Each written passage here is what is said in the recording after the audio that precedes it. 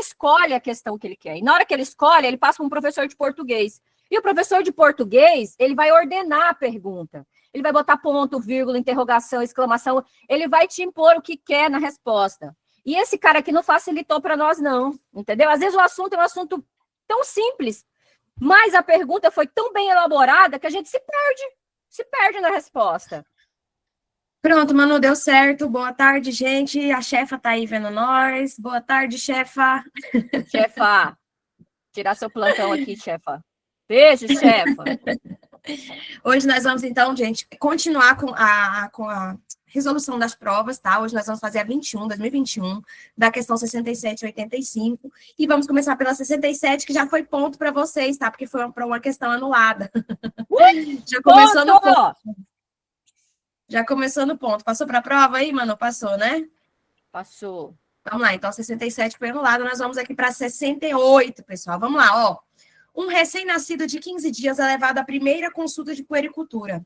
A gestação ocorreu sem intercorrências, a mãe relata ser asmática e fez uso de prednisona oral. Grava essa informação aí, durante toda a gestação. O parto foi vaginal a termo, peso de nascimento 3.500, apigar 9 de 9, alta com 2 dias. Colheu o teste do pezinho no 4º dia de vida. Ao exame, o recém-nascido mostra-se em ótimo estado geral, corado e hidratado. O exame cardiovascular e respiratório sem anormalidades, assim como o exame do abdômen. Considerando a história, assinale a alternativa que apresentar doença, cujo resultado do teste da triagem não pode ter seu resultado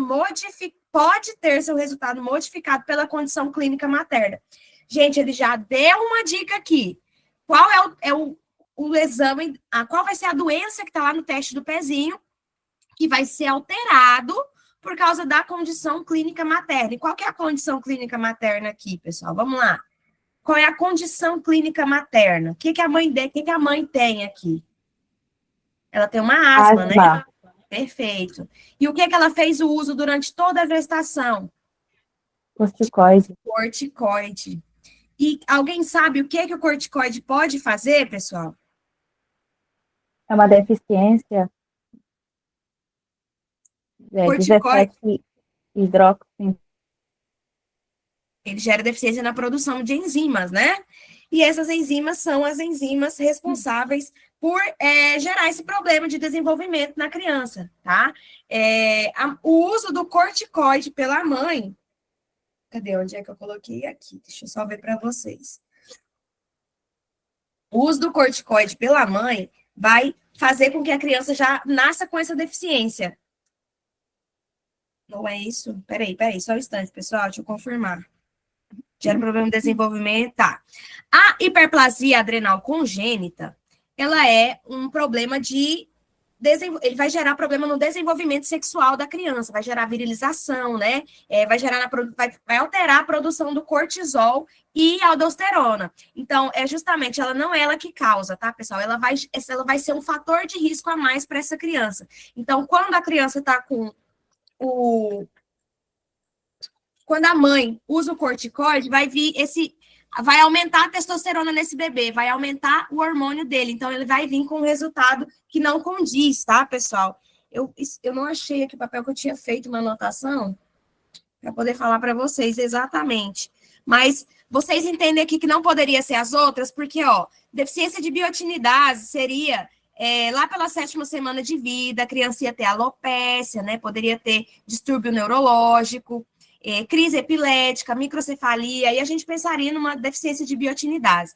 A anemia falciforme viria com a hemoglobina S, né? Então, a gente viria lá no exame do teste do pezinho, hemoglobina S também não seria não teria nada a ver com a asma da mãe.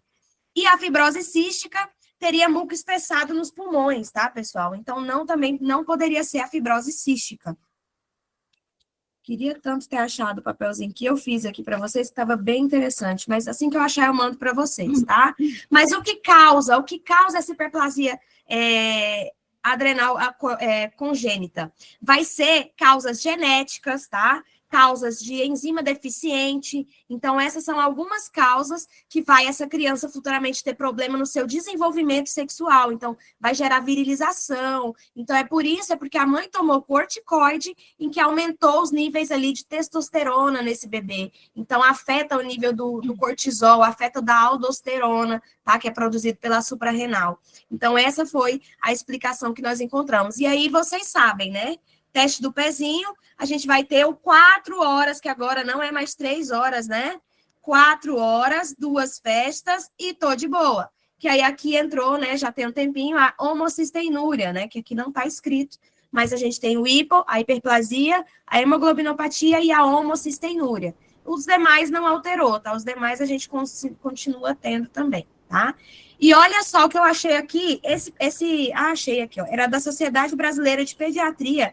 Olha só o que fala nesse lugar aqui, ó.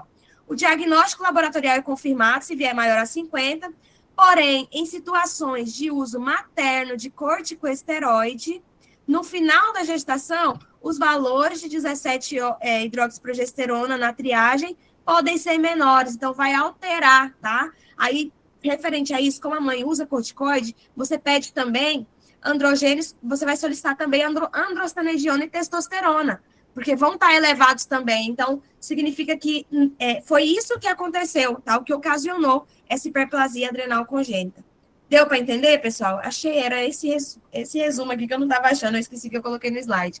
A cabeça já está meio bugada, né, Manuela? Isso aí mesmo. Mas deu para entender, Manuela? É uma questão deu para entender, é uma questão difícil. Eu não acertei ela em nenhuma das provas que eu fiz, tá?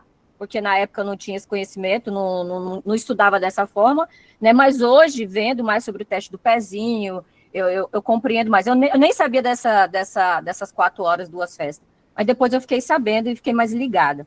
Então é assim, gente. Ai, mas eu não sei, fulano sabe. Calma, você vai saber. A gente está estudando, é para isso mesmo, tá? Na época das minhas provas que eu peguei aqui, ó, eu tinha errado essa questão. Tinha errado ela. Acertei só uma vez em uma prova. Então, assim, nem você não vai saber tudo, eu não vou saber tudo, a doutora Jéssica não vai saber tudo, ninguém vai saber tudo. Sempre vai ter uma coisa que vai escapar. Mas aí a sua leitura pode te ajudar muito, entendeu? Para a gente poder estar resolvendo. Não poderia mais modificar, porque ela já usou. Então, o uso dele vai dar aumentado essa enzima, a 17-hidroxiprogesterona, tá? Então, ela vai aumentar os níveis do bebê devido ao uso do corticoide, tá? Então, aí, nesse bebê, a gente pede também androstenediona e testosterona, porque essas também vão estar elevadas, tá? Bora? 69, 68. Não, 69. 69. Olha como é essa 69. Você é esperto, você sabe ler. Eu sei que você sabe ler, que se você tá aqui é porque você sabe ler. Vamos lá. Um lactente masculino com 5 semanas de vida. 5 semanas de vida, tá vindo algum BO aí de má formação. Algum BO. Vamos ver o que ele quer dizer. Chegou no pronto-socorro com história de vômitos em jatos. Vômitos em jatos. Eu posso ter 2 coisas em vômitos em jato. Eu posso ter hipertrofia do pílori ou eu posso ter uma atresia duodenal. Eu posso estar pensando em 2 coisas. Atresia duodenal ou hipertrofia do pílori. Presta bem atenção. Você vai me responder uma coisa. Se o vômito é com leite, é sinal que não está voltando nada do duodeno, correto? Porque se vier do duodeno, vai vir com bile. Porque no duodeno nós temos a porção que vai cair ali a parte da bile. Então, presta bem atenção. Eu só tenho essas 2 doenças cirúrgicas de vômito dentro do INEP. Só tem essas 2 doenças de vômito cirúrgica dentro do INEP. Você vai perder essas 2 questões, só tem 2. O INEP só cobra 2. Existe mais de 90, mas o INEP só cobra 2. Presta atenção. Eu vou ter vômito em jato. Ah, Manuela, mas o vômito em jato pode ser na meningite. Calma, meningite tem nada a ver com cirúrgico. Isso daí é outra coisa. Então, vômito em jato. Se ele não te trouxe náusea, vômito, diarreia, nada, ele só te trouxe vômito em jato, e aí você vai olhar para esse vômito. Vômito, você tem cor? Tem algum problema nesse vômito? O INEP vai ter que te trazer, porque existem 2 doenças que têm problema, que nós vamos ter que levar para cirurgia, para a mesa de cirurgia, essa criança. Então, vamos lá. Se eu tenho bile nesse vômito, é porque o problema é no duodeno. Se eu não tenho bile, é porque o problema ainda é no estômago. Vamos ver se o INEP trouxe bile ou leite? Que ele vai ter que me dizer. Eu só tenho duas, ele vai ter que me dizer. Ah, meu amor, o INEP é uma mãe. Beijo, INEP. Sem bile, sem presença de bile. Porque se fosse a Justamente. presença de bile, seria uma atresia duodenal. E se não tem presença de bile, é Só o quê? pelo sintoma aí, você já Isso. chegaria, você já tem que ter E uma outra ideia. coisa, Já. se o INEP quisesse falar com você sobre a atresia duodenal, ele ia fazer o quê? Qual é o raio-x que apresenta, como é a figura do raio-x que vem com a atresia duodenal? Fala para mim, dupla, fala para mim, dupla. Fala aí, dupla. Abre o microfone e fala dupla. Dupla bolha. Dupla Dupla bolha. Dupla bolha. O INEP vai dizer se tem dupla bolha aqui? Eu acho que não, porque ele já me disse que não tinha presença de bile. Vocês estão vendo como funciona a pergunta do INEP? Entenda a pergunta do INEP. Então, vamos lá. Logo após as mamadas, a mãe relata que não está entendendo o porquê ele está... que não está entendendo o porquê ele não está engordando. Nasceu com 3,5 kg, apesar dos vômitos que tiveram início há pouco depois do nascimento, ele demonstrava muita fome e sugava com vontade. Ai! O leite materno mais desde ontem está hipoativo, quase não urina e a boca está seca. É claro, a criança mamou, vomitou, ou seja, não tá desidratada, né? Hipoativo, perfusão capilar em 4 segundos, massa semelhante a uma azeitona. O INEP, ele é muito clássico, cara. E cirurgia, ele é clássico. Se ele quisesse falar com você com atresia duodenal, ele ia trazer um raio-x com dupla bolha. Aí aqui ele disse, não, a clínica é soberana. Palpação do quê? Palpação da oliva. Que oliva? Aonde está o problema? Oliva. Aí ele diz assim, palpação da oliva. Olha o jeito que ele põe aqui. Uma azeitona discreta, firme, móvel, de 2 centímetros. Não pense em nada de câncer aqui, não. Não pense isso, não, pelo amor de Deus. Vamos embora. Palpável no fundo do lado direito do epigástrico, sem outras anormalidades. Considerando o diagnóstico do lactente, qual a conduta médica deve ser adotada? Letra A de amor, hidratação venosa. Claro, está dizendo que a criança está com a boca seca, não urina, está desidratada. Óbvio que tem que hidratar. Fazer uma ultrassonografia? Tem, porque a mãe diz que ali, na hora de fazer o exame físico, tem uma azeitona, tem alguma coisa palpável. Vamos pedir uma ultrassom para confirmar o meu diagnóstico de... Qual é o diagnóstico? Hipertrofia do pílori. Alguém ficou com dúvida nessa questão? Essa explicação valeu para os dois, para a atresia duodenal e para a hipertrofia do pílori. Ó, combinado? Cuidem quando eles falarem dessa massa abdominal, cuida, porque se vier aquela mãe que descobriu essa massa no banho e tal coisa, mas não vão falar nada de vômito em jato, né, sem bile ou não bilioso, aí a gente vai pensar lá nos tumores da infância, neuroblastoma e nefroblastoma. Mas aqui tá falando que é mais em cima e tá falando que tem o vômito em jato, né, tem o vômito que é característico da hipertrofia do píloro, é esse vômito não bilioso, né, então, a gente tem que a hipertrofia, ela vai fazer uma obstrução ali na saída do estômago, né? Então, não vai conseguir eliminar, então não vai conseguir passar para o duodeno, então ele volta, né? Então, isso aí é mais comum em meninos primogênitos, tá? Entre a 4ª e a 6ª semana de vida. A gente tem os fatores de risco de ser primogênito, antecedentes e ser do sexo masculino, né? E lembrem, ó, semiologia, na semiologia vai vir o quê? O nome dessa palpação que a gente faz é porque tem uma oliva pilórica, né? A palpação chama-se oliva pilórica que você vai palpar, tá? No quadrante superior direito. Então, o que você palpa é uma oliva pilórica, tá? E a ultrassonografia, como a Manu falou, é o que vai dar o diagnóstico, ela é o padrão ouro. E, ó, vai dar o tamanho maior a 14,16, tá? Então, é maior a 3,4 de comprimento e maior a 14,16 de largura. Esse é o padrão ouro. E no raio-x também tem alteração. Pode vir como sinal do filete ou duplo contorno, tá? Mas é menos usado. Então, quando vier o raio-x, provavelmente ele vai querer te dar a dupla bolha, que é lá na atresia duodenal, né? Isso. Só tem essas duas cirúrgicas aí, gente, com vômito. Pelo amor de Deus. Não dá para perder uma questão dessa, tá? Só tem essas duas. Coloca aí, duas cirúrgicas do bebê. Pronto, essas duas aí mesmo. Põe aí na frente do teu computador. O INEP, ele vai de frente para trás, de trás para frente. E o tratamento é a piloromiotomia, né? Cirúrgico. É a piloromiotomia, é cirúrgico, tá? Então, a gente vai estabilizar primeiro, clinicamente, que é corrigir essa hidratação, porque ele está desidratado. Fiquem atentos nos sinais. Olho fundo, boca seca, sede, né? Aqueles sinaizinhos que nós vimos na aula passada também, da desidratação, na diarreia. Também é os mesmos sinais, tá, pessoal? E aí, você vai estabilizar ele e mandar ele para a cirurgia, que é a piloromiotomia, tá? Isso mesmo. Bora para a próxima. 70? 70? 70? 70. Ei, 70! Ei, a 70 tem um esquema para vocês aqui, 70. 70, sangramento da segunda metade da gestação. Presta bem atenção. A mulher, na segunda semana de gestação, ela vai falar para você que ela está sangrando. Presta bem atenção. Ela vai chegar para você e dizer que está sangrando. Você vai falar assim para ela: você sentiu dor durante esse sangramento?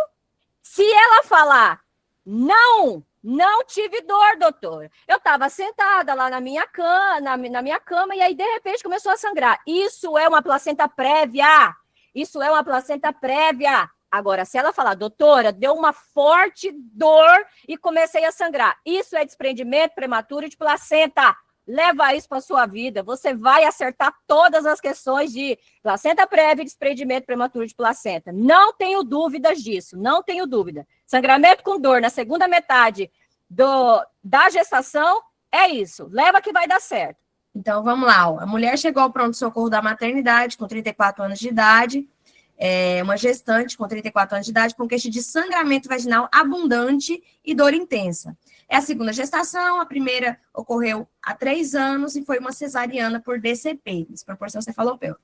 Ela está fazendo pré-natal desde as 12 semanas da idade gestacional, no qual, no momento da consulta, é de 34 semanas. Então, atualmente, ela está com 34 semanas pela data da última menstruação e a ultrassom da 16ª semana. Fez os exames com segmento pré-natal sem nenhuma intercorrência ou alteração até as 32. Nas últimas consultas, a gestante vinha apresentando aumento da pressão arterial, sendo medicada com metildopa. Estava tomando metildopa para pressão arterial. Ao exame, ela está com face de dor, descorada, a pressão está 150/90, o pulso está 120. Dinâmica uterina de difícil avaliação, difícil palpação de partes fetais, dor intensa e tônus aumentado. Gente, dor, hipertonia e hipertensão, você só vai pensar em DPP. Tá? Vamos lá. Batimentos cardíacos fetais 120. Tá alterado o bebê? Tá alterado o batimento fetal dele, né? Tá quase para baixo aqui, né? Então, tá no limite ali do cardíaco fetal. Sem variabilidade. Ao exame especular, apresenta sangramento moderado, visualizado colo imperve e sangramento proveniente do canal cervical. Não foi feito o exame de toque. Toque na placenta prévia, ele é contraindicado, né? Então, por suspeitar, não se faz o toque, tá, pessoal? O médico de plantão opta por fazer uma cesariana de urgência. Aí ele quer saber se essa cesariana foi bem feita, precisava ter feito a cesariana ou não era indicada a cesariana. E doutora Jéssica, anota para mim aí no texto em vermelho para esse pessoal ver, porque aqui a gente não tem como. Não tem como errar essas perguntas dentro do INEP. Anota para mim quantas vezes o INEP falou a palavra dor na questão. Quantas vezes o INEP falou dor? Ó, na terceira linha, dor intensa. No terceiro parágrafo, face com dor. Na quarta linha do terceiro parágrafo, dor intensa. O INEP iria te dar dor intensa, de novo. 3 palavras de dor numa única pergunta. Galera, aprenda a fazer a prova. É só aprender a fazer a prova, não tem mais o que fazer aqui. Ei, não precisa ficar se matando, arrancando os cabelos. O INEP, lê a pergunta, dirija-se à pergunta. O INEP trouxe a palavra dor 3 vezes para você na pergunta. Você percebeu isso quando você leu? Fala para mim se você percebeu quando a doutora Jéssica leu. Fala para mim se você percebeu. Ei, a gente ensina a fazer. A gente não está ensinando aqui medicina, não. A gente está ensinando a ler a questão. É isso que a gente está ensinando a você fazer, tá? Isso mesmo. Então, falou dor, eu não vou pensar em placenta prévia, porque placenta prévia, ele vem indolor. tá? E não vai pela cor do sangramento, não, porque isso aí às vezes dá confusão. Dá confusão na prova, tá? Não vai pela cor. Ah, um é mais vermelho vivo, o outro não. Não vai pela cor. Vai pelo alteração fetal, porque na DPP altera batimentos do feto, na placenta prévia não altera. Hipertonia, na DPP dá hipertonia, na placenta prévia não tem hipertonia, tá? Pressão arterial, lá pode aumentar só no momento por causa da dor, mas essa daqui não, essa daqui tem um quadro de hipertensão arterial. Então, fiquem ligados nessas diferenças, tá? Então, na descolamento prematuro de placenta, a gente fala de sangramento vaginal escuro, dor abdominal súbita, a hipertonia uterina, e tem um patognomônicozinho que é o útero lenhoso, tá? Falou útero lenhoso numa gestante hipertensa, você vai pensar também descolamento prematuro de placenta, né, mano? Alterou a vitalidade fetal. Vocês sabem por que dói pra caramba isso? Eu não sei fisiopatologia, não. Eu só sei que o útero tá aqui e aqui tá, ó, aqui tá o útero. Ei, presta atenção, aqui tá o útero e aqui tá a placenta. Ei, ela tá descolando. Ei, presta atenção, ela tá desprendendo, ela tá arrancando. Tem uma imagem aí, amiga, ó. Você imagina aquele negócio descolando, aquilo ali vai estar o quê? Com muita dor, com muito sangramento. Dá para botar na cabecinha, imaginar na hora lá que for fazer a questão? Vai dar certo. Ó, tem a imagenzinha aqui, ó, que a gente pode ter ela também, né? Total, né? Centrototal e parcial, né? Então, aqui a gente tá vendo aqui, ó, o descolamentozinho. Ó, ela pode ser total. Essa daí é a placenta prévia. Essa daí é a placenta prévia. É verdade. O que nós estamos falando aqui é o descolamento prematuro de placenta. É quando eu tenho aqui, ó, o útero, e aí você tá pegando aqui, ó, e tá puxando ela tá tentando sair de lá de dentro. E na hora que ela faz imagina tentando, gente, arrancar um negócio, é óbvio que vai sangrar demais, e a dor vai ser interrupta. A mulher chega gritando para você mesmo. Não tenha dúvida, sangramento da segunda metade, a gente só tem que bater em cima de quê? Placenta prévia, que não dói nada. Ah, Manoeli, como é que é? Não sei, no momento não é para a gente saber. A gente vai dar esses temas tudo aí, ó, na semana da jornada. Esses temas aqui, ó, DPP e placenta prévia, vocês vão ter sexta-feira, tá? Com a doutora Lore. Aqui a gente colocou um quadrinho, né, das diferenças que vocês também têm que saber, né, que vai ser, a maioria nós já falamos aqui, tá? E vocês vão ter aulas, anotem dúvidas, pessoal, que vocês tiverem sobre esses temas para durante a aula, tá? Aqui a gente está resolvendo questão, a gente foca mais em resolver a questão e vocês saberem interpretar a questão e marcar sem nem, às vezes, nem lembrar do tema. Mas, ó, então vamos para a resposta aqui. Então, aqui, gente, a conduta é assim, o feto está viável, o feto está vivo e viável, o que a gente faz? Uma amniotomia e cesárea de emergência, porque a amniotomia é você perfurar ali, né, a membrana, perfurar a membrana. E aí você vai fazer o quê? Com isso, vai diminuir a pressão lá dentro e vai ajudar também a diminuir os níveis tensionais, tá? Então, faz a amniotomia e leva para cesárea. Se o feto está morto ou tiver inviável, né? Aí a gente faz, se a gestante está estável, parto vaginal, e se ela está instável, o parto pela via mais rápida, tá? Então, quando a gente fala via mais rápida, é cesárea, em 20 minutos. Em 20 minutos é cesárea. Tem que levar essa mulher urgentemente, senão vai morrer o bebê e ela, de tanto sangrar, de estar deslocando, de estar desprendendo isso, tá? Cuidado, fica ligado. A letra B não pode ser porque é placenta prévia não dói. Ah, que mais? Antes de realizar a ultrassom, não dá tempo de fazer a ultrassom, isso é uma urgência, né? Ginecológica, e a letra D não dá, não está bem indicada. Ela está bem indicada sim, tá? Ei, vai no foco da pergunta. Não fica brigando com a pergunta não, tá? Não fica não. Entenderam? Podemos passar? A gente só sai daqui depois que desenhar e todo mundo aprender, porque a gente está aqui para ensinar, tá? 71? Podemos, doutora? Doutora Jéssica, alguém mudou, colocou multa aí na doutora Jéssica.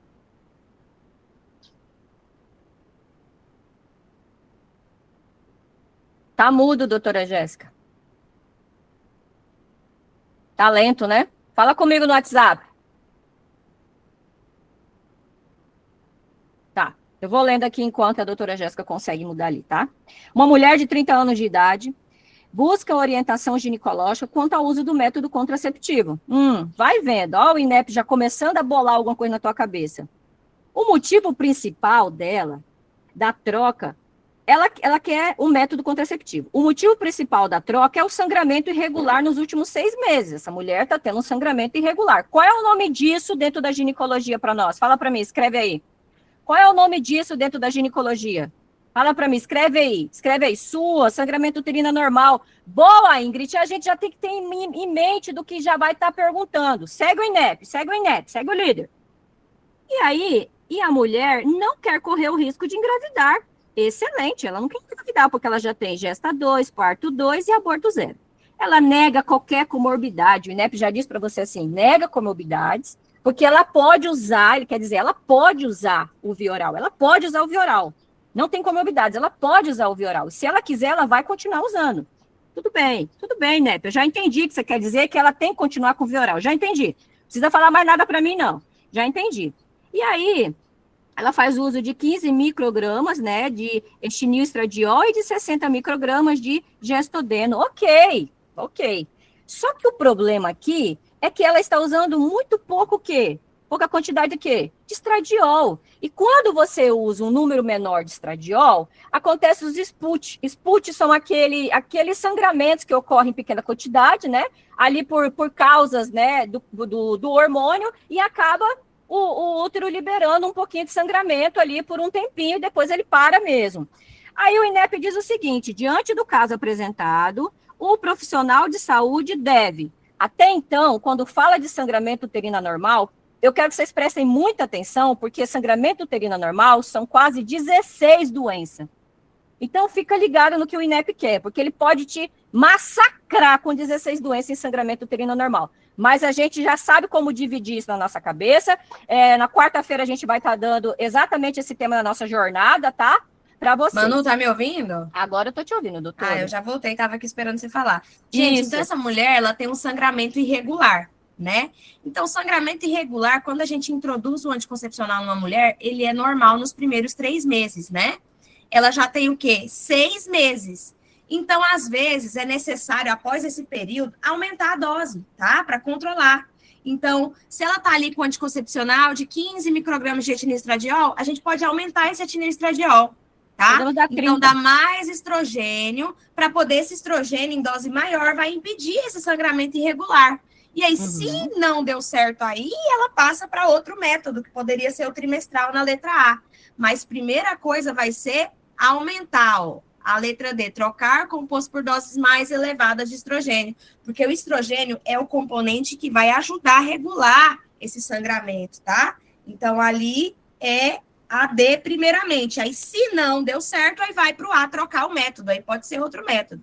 A B, o que fala a B? Fala desogestrel. Gente, o desogestrel, ele causa atrofia endometrial, então ele vai ajudar nesse sangramento, ele vai piorar esse sangramento, né? O C, interromper o método por 3 meses e reiniciar mesmo assim. Gente, ela tá querendo não engravidar, e você vai interromper o método, vai deixar essa brecha aí, e não tem nenhuma evidência científica que parar o método vai controlar sangramento, tá? Então, é aumentar a dose mesmo, primeira coisa que vai fazer para essa mulher é aumentar a dose. Aí, se ela não deu certo, mesmo aumentando a dose, espera 3 meses, aí muda o anticoncepcional, tá, pessoal? Então, aqui é mesmo de controle ali de anticoncepcional. Se ela tivesse contraindicação, né, Manu? Aí, se ela tivesse alguma contraindicação, é que a gente mudaria o anticoncepcional já de cara, tá? Mas ela não tem nenhuma contraindicação. Não tem porque o INEP é uma mãe, ele fala que ela nega comorbidade. O INEP, ele conversa com você. Letra número 72. 72. Manu, vai lendo aí que eu tô tentando ajeitar aqui para não travar mais, tá? É um escolar de 7 anos de idade, de sexo masculino, que é admitido no pronto atendimento com queixa de febre há 5 dias, acompanhado de cefaleia e dor retroorbital. Alguém já conversou com o INEP sobre dor retroorbitária? Alguém já conversou com o INEP sobre isso? Alguém já viu que toda vez que o INEP quer conversar com você de dengue, ele fala dor retroorbital? Se ele quer conversar com você, ei, o INEP tá falando com você. Nossa, se o INEP quiser falar com você sobre dengue, é retroorbitária. E se o INEP quiser falar com você sobre Zika? E se ele quiser falar sobre Zika com você, ele vai falar sobre o quê? Lembra? Nós já conversamos sobre isso. Conjuntivite, né? Também, conjuntivite. E se ele quiser falar com você de chikungunya? Chikungunya. Artralgia, dor, quebra-osso. Isso mesmo. Gente, vocês são maravilhosos. Vocês são maravilhosos. Olha aqui, é difícil responder isso daqui? Vamos ver o que ele quer. Então, tem dor retroorbitário, mialgia, prostração e anorexia. Hoje houve um aparecimento do exantema maculopapular puriginoso por todo o corpo. Foi realizada a prova do laço com a presença de 15 petequias. Olha que mãezinha! Beijo, mãezinha INEP! No local do examinado. Pesquisa de antígeno NS1 com resultado reagente. Ele já deu, olha, eu me tremo todinha quando o INEP fala assim para mim. Ele me deu o diagnóstico, ele me deu uma clínica, meu Deus, o que o INEP vai querer agora? Porque o que eu sabia, ele já deu na pergunta. E agora? O que o INEP vai querer? Eu já me tremo toda, porque ele já me deu o diagnóstico, meu Deus! Com base no quadro apresentado, esse paciente apresenta dengue. O que vai sobrar para mim aqui? Qual mesmo? A classificação? Bom, essa daqui é uma clássica. Toda vez que o paciente tem dengue, a gente vai olhar o quê? Primeiramente, se ele tem comorbidades. Se esse paciente está gestante, qual é a idade dessa criança e se o teste, né, como ele colocou aqui, se a prova do laço é positiva. Se tem alguma coisa, leva ele já diretamente para o B. Alguém tem dúvida sobre essa parte da dengue? Que é uma clássica. É grupo B? Que eleva para o grupo B, quem são os que elevam para o grupo B? São gestante, eleva para o grupo B direto, você não precisa nem ficar, você nem precisa ficar sambando no A ali, não. Você não precisa sambar no A, você vai diretamente no B se ela for gestante. Que mais? Quem tem comorbidades também vai direto para o B. E quem tem prova do laço também vai direto para o B, tá? Não tenha dúvida disso. Isso daqui já está lá no protocolo. Então, o grupo A e o grupo A você elimina, porque ele está dizendo aqui que ele tem prova do laço com presença de 15 petequias, sendo que criança é mais que 10 e adulto é mais que 20. Fechou aí nosso diagnóstico. Aí a gente tem 2B, doutora Jéssica, 2B. Dentro dessas 2B, eu só tenho que identificar a seguinte organização na minha cabeça. Ele tem dengue, ele já fez o NS1, né? Ele vai fazer um hemograma e assim que chegar o hemograma, ele vai para casa. Porque se chegar o hemograma e ele tiver problema, ele vai para o C. Se não tiver problema, ele vai para casa. Justamente, vai depender do hematócrito dele. Perfeito. Né? Então a gente vai avaliar o hematócrito, né? Não vai deixar ele lá por 48 horas, né, gente? Então, é muito tempo. Como ele já fez os exames primeiros, né? Que é o NS1, né? A prova do laço. Então, agora vai ser feito o hemograma para avaliar como é que tá as plaquetas, como é que tá o hematócrito, né?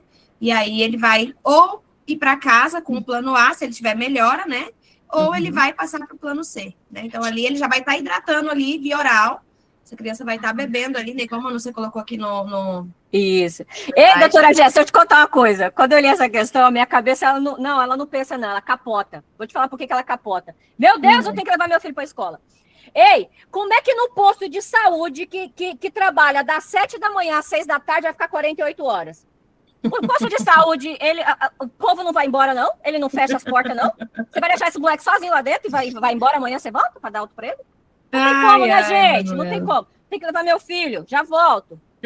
Vai lá, Manu. Então, gente, como nós já tínhamos falado do grupo B, nós estamos repetindo e reiterando, ele vai tomar, né, 60 ml, isso aqui é adulto, né, criança até 10 kg 130, de 10 a 20 kg 100 ml e acima de 20 kg 80 ml. Vai tomar por quilo por dia, tá? Grupo B é isso, faz o hemograma, se deu hematócrito normal, vai para casa com o plano A, se não tá bem, aí vai conduzir como grupo C, tá, pessoal? A Fernanda, a Manu falou assim, será que só eu penso essas coisas? Será que só eu tenho essas perguntas? Será que, como assim, né? Deu para entender, então, pessoal, que ele é grupo B, então sempre que for uma gestante, sempre que for um imunossuprimido, né, um idoso, alguém com comorbidades, você já vai classificá-la diretamente no grupo B, tá?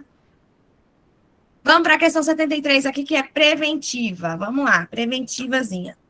atuando como médico de equipe de estratégia de saúde da família durante a pandemia do Covid e seguindo o protocolo de manejo clínico do coronavírus na atenção primária à saúde.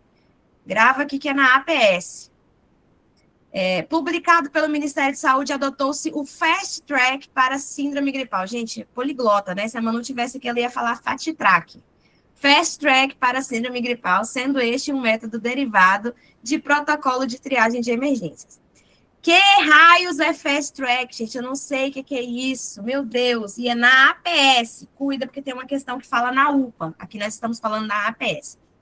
Gente, esse protocolo, ele é responsável para agilizar e triar os casos suspeitos de Covid. Isso foi na época do Covid, mas se usa esse protocolo até hoje para a gente classificar a gravidade. Então, chega um paciente na urgência, em qualquer lugar, ele é classificado, né, na UPA, no hospital, se ele é leve, moderado ou grave. Agora, antigamente, tinha esse protocolo aqui, ó, Manchester. Esse daqui, ele era dividido em vermelho, laranja, amarelo, verde e azul. E a gente sabe que isso foi simplificado hoje em dia, né? Isso daí já foi simplificado. Então, esse protocolo Fast Track é para você agilizar, tá? E você vai colocar a gravidade da pessoa, se ela é leve, se ela é grave, tá? Então, se você tinha que saber isso daqui para ir para essa questão. Porque nela é confuso a gente falar de fast track, ninguém entenderia, né? Mas se você lê ela um pouquinho, lê as alternativas, você entende. Então, olha só, a A fala assim, ó, com relação a esse protocolo, né? Então, ó, é o protocolo de triagem e emergência. O médico deve classificar a gravidade e verificar as condições clínicas de risco que indicam o encaminhamento do paciente para o centro. Então, ó, tá falando assim, ó, o paciente vai chegar e é o médico que vai dizer se ele é leve ou grave. Tá? Então, para ele ficar aqui, para ele ir para outro centro de atenção especializada, referenciar ele para algum lugar. Então, quem faz essa decisão é o médico. E já aqui na AD, está falando que ó, o enfermeiro, ó, traço de fluxograma, uso exclusivo de médicos e enfermeiros, visando avaliar a gravidade do paciente. Não, né? Não é essa daqui, não. Qual que fala do enfermeiro? Aqui, ó, da C. Ele substituiu o protocolo Manchester, devendo ser utilizado no acolhimento pelos profissionais de enfermagem, a fim de definir se do paciente à unidade, definir o acesso do paciente à unidade básica de saúde ou o seu encaminhamento para a UPA. Então, não é na triagem da enfermagem que vai decidir se esse paciente tem que ir para a UPA. Quem faz isso é o médico, tá? Então, essa daqui não poderia ser. A B fala assim, deve ser adotado por unidades básicas de saúde ou UPA. Não, gente, a gente está falando aqui de APS. APS não vai entrar UPA. Primeira porta de entrada, a gente fala da unidade básica de saúde, tá? A D fala do fluxograma de uso exclusivo dos médicos. Então, esse uso não é de uso exclusivo dos médicos, tá, pessoal? Esse fast track, ele tá aberto para enfermeiros, técnicos de enfermagem, ACS, tá? E os médicos. Então, mas quem pode definir somente se ele vai ser transferido para algum outro lugar é o médico, tá? Então, mas todos eles vão fazer o acolhimento ali, mas quem define se o paciente tem que ser transferido para algum lugar é o médico, tá, pessoal? Essa questãozinha aqui, ela era chatinha, porque tinha que ler, tinha que entender essa partezinha de fast track, mas eu até na primeira vez que eu fiz ela, eu coloquei esse Manchester, porque eu não lembrava o que era esse Manchester, mas como vocês viram aqui, Manchester, ele é uma classificação maior, né? A gente vai de vermelho, laranja, amarelo, verde e azul, tá? Então, no tempo da Covid, não dava tempo de fazer todo esse protocolo aqui. Então, foi só leve e grave, leve e grave. O colega quer falar? Levantou a mão? Doutora, desculpa te incomodar, mas é coisa rápida. Então, Pode essa falar. questão eu errei por esse motivo. Na verdade, eu errei porque está assim, ó. O médico deve classificar a gravidade. Na verdade, não é o médico que classifica a gravidade. Quem classifica a gravidade é qualquer profissional de saúde, técnico, enfermeiro. Sim, mas esse daqui não tá. Ele está falando da classificação de gravidade para transferir essa pessoa para alguma outra atenção.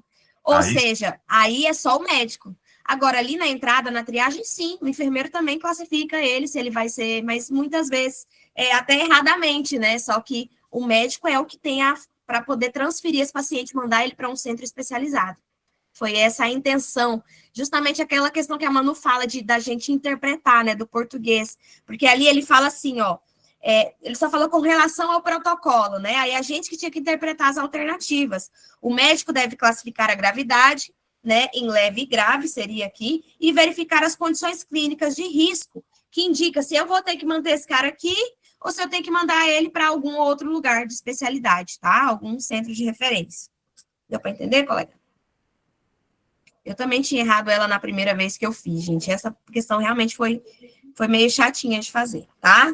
Obrigado, doutora. Nada. Vamos lá, questão 74. Um paciente em tratamento para infecção de HIV. Gente, de novo, HIV e tuberculose, HIV e tuberculose. HIV há 5 anos, com boa aderência ao tratamento e carga viral indetectável. Em exame realizado há um mês, procurou a UBS para consulta médica. O médico verificou que o paciente trouxe resultado do exame de escarro, que mostrou bacilo, ó. O Koch estava lá no bar, né? O bacilo de Koch estava lá no bar, então deu positivo o Barbie. Feito há 10 dias. Então, foi diagnosticado aí uma tuberculose. Frente a esse caso, o que a gente vai fazer? Lembra, o doutor Lucas até mandou para vocês, né? Que se o diagnóstico for feito junto, dos dois juntos, existe um novo protocolo que você pode iniciar os 2 medicamentos juntos, tá? Porém, no entanto, todavia, pode-se dizer na questão que vai iniciar 7 dias depois, e também está correto, tá? É porque tem um efeito sobre o dolutegravir na rifampicina, tá? E tem uma interação medicamentosa. Então, pode vir na questão que vai iniciar imediatamente, e não vai ter as duas na mesma questão. Ou ele vai estar com o protocolo anterior, que seria, você vai esperar 7 dias, ou ele vai estar com o protocolo atual, que inicia os 2 de imediato. Então, vocês fiquem bem ligados nisso daí, tá? Nessa questão aqui, como ela é de 2021, a gente fala que mantém o tratamento contra o HIV e inicia, porque aqui, na verdade, ele já estava tratando HIV. E lembrem-se, é só quando os 2 são descobertos no mesmo momento. Então, chegou meu paciente, eu descobri agora que ele tem HIV e tuberculose, aí eu posso ou iniciar concomitantemente, ou iniciar hiper e esperar 1 semana para iniciar TARV, tá? Fiquem ligados na questão se ela vai vir atualizada ou não, tá? Então, vocês têm que saber aí os dois, o anterior e o que está sendo usado. Mas, ó, quando eu já tinha o diagnóstico de HIV e agora eu descobri a tuberculose, ele já usava o TARV. Então, aí não vai ter modificação. A gente mantém o uso da TARV e inicia o uso do hiper. Certo, pessoal? Ó, vocês veem o tanto que repete, né? Repete muito a questão. Estão perguntando da 73A, já responderam aí. Vamos lá. Manu, voltou? Cheguei. Questão 76. Vamos lá. Questão 76, gente, nem precisou fazer slide, porque é uma coisa. Abscesso drenado é abscesso Curado. curado. Então, ó, paciente 40 anos, sexo feminino, procurou a UPA porque queixa de uma dor em ferida operatória de ressecção de nódulo de 5 centímetros de diâmetro, na região escapular direita, há 2 dias. Ao exame, a ferida cirúrgica está com edema. 75? Ah, perdão, pulei a 75, gente. Mas toda vez eu faço isso, né, Manuela? Pulou 75? O que é 75? Vai, mano, é a DPOC, mano, bora. Ora, DPOC. Ei, eu vou ensinar para você um macete de DPOC aqui. Pega essa que vai dar certo. Ó, você vai escrever aí do ladinho da sua folha. Você vai escrever aí do ladinho da sua folha. Presta bem atenção. Escreva assim do ladinho da sua folha, assim, ó. Primeiro, VF1 sozinho. Fala para mim. VF1 sozinho. VF1 sozinho. VF1 sozinho. Ele faz o quê? Ele classifica em Gold 1, 2, 3 e 4. Em grave, leve, moderado. Entendeu? Se ele falar VF1 mais CVF, ele vai dar diagnóstico. Ele vai dar diagnóstico. Entenderam? Quer que eu repita? Cadê, Vou repetir. galera? Entenderam? Vou repetir. Repita, por favor. Obrigada. Presta atenção. Escreva assim. VF1. VF1. V é de VE, tá? Desculpa. É VEF1.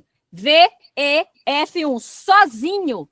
Se ele falar sozinho, sem ninguém mais junto, só ele sozinho, você vai estar classificando, você só vai classificar a DPOC, que é leve, moderada e grave. 80, 50, 30. 80, 50, 30. Leve, 80, 50, moderada, 30, grave. 80, 50, 30. Isso só classifica, isso não diagnostica nada. Isso é só uma classificação. Agora, se você quer diagnosticar DPOC, vai vir falando para você o seguinte: VEF1, né?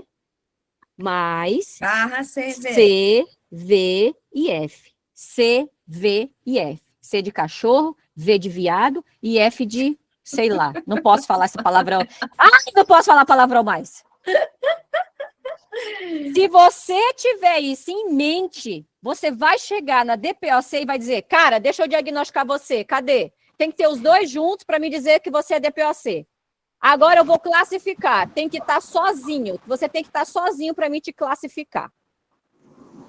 Entenderam? Tem alguma dúvida até aí? Agora presta atenção. Vamos ler aqui. Presta atenção. Não. VEF1, isso daí é classificação da DPOC, em leve, moderado ou grave.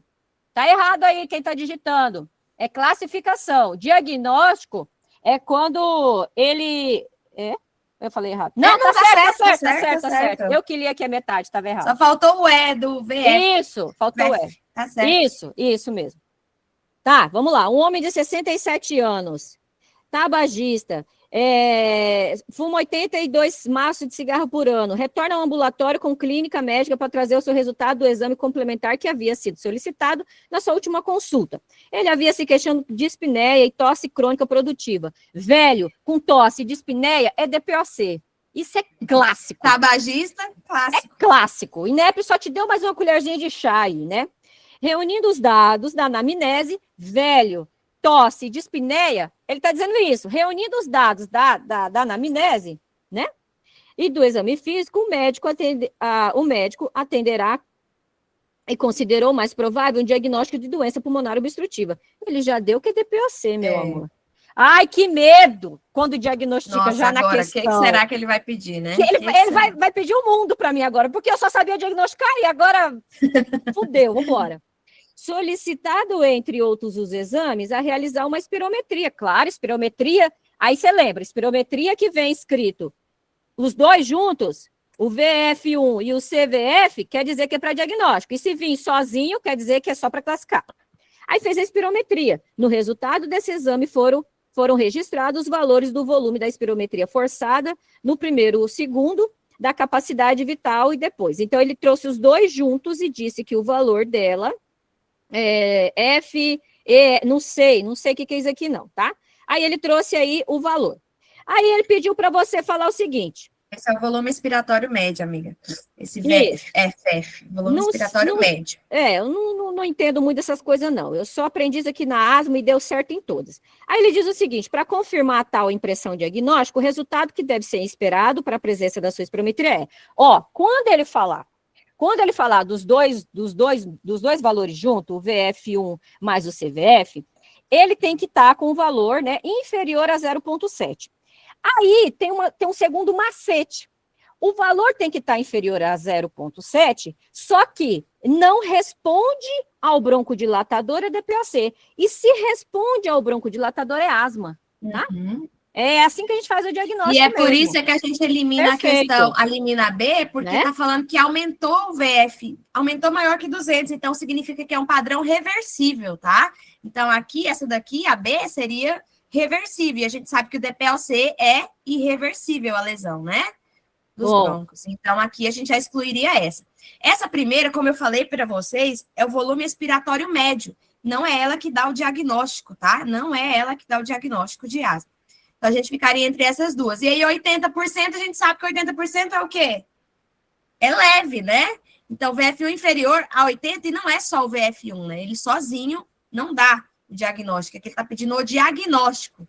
Por isso que a gente ficaria na questão. O V sozinho, ele dá o quê? Ele dá classificação, ele não quer classificação, ele quer diagnóstico. Então, não poderia ser essa resposta, tá? Só que veio numa outra questão, lá em 2025.1, ele queria a classificação e não queria o diagnóstico. Vocês estão entendendo como é que o INEP brinca com vocês? Estão entendendo como é que o INEP brinca com vocês? Uma hora ele quer que você fala o diagnóstico, de acordo com o VF1 sozinho, e o VF1 junto, entendeu? É só isso que ele fica brincando. Classifique e diagnostica, classifique e diagnostica. Gente, pode vir um raio-x, tá? E o raio-x do DPOC, ele é todo mais escurecido, tá? Ele é mais radiolúcido, tá? Então, vai ter aquele aumento do diâmetro anteroposterior, né? Então, do tórax enfisematoso, né? Então, ele pode, às vezes, colocar lá um raio-x para complementar a historinha clínica dele. E nós, dia 1º do 10, vamos dar para vocês DPOC e vamos explicar essa tabelinha aqui, ó. Quem tem dúvida nessa tabelinha da exacerbação, hein?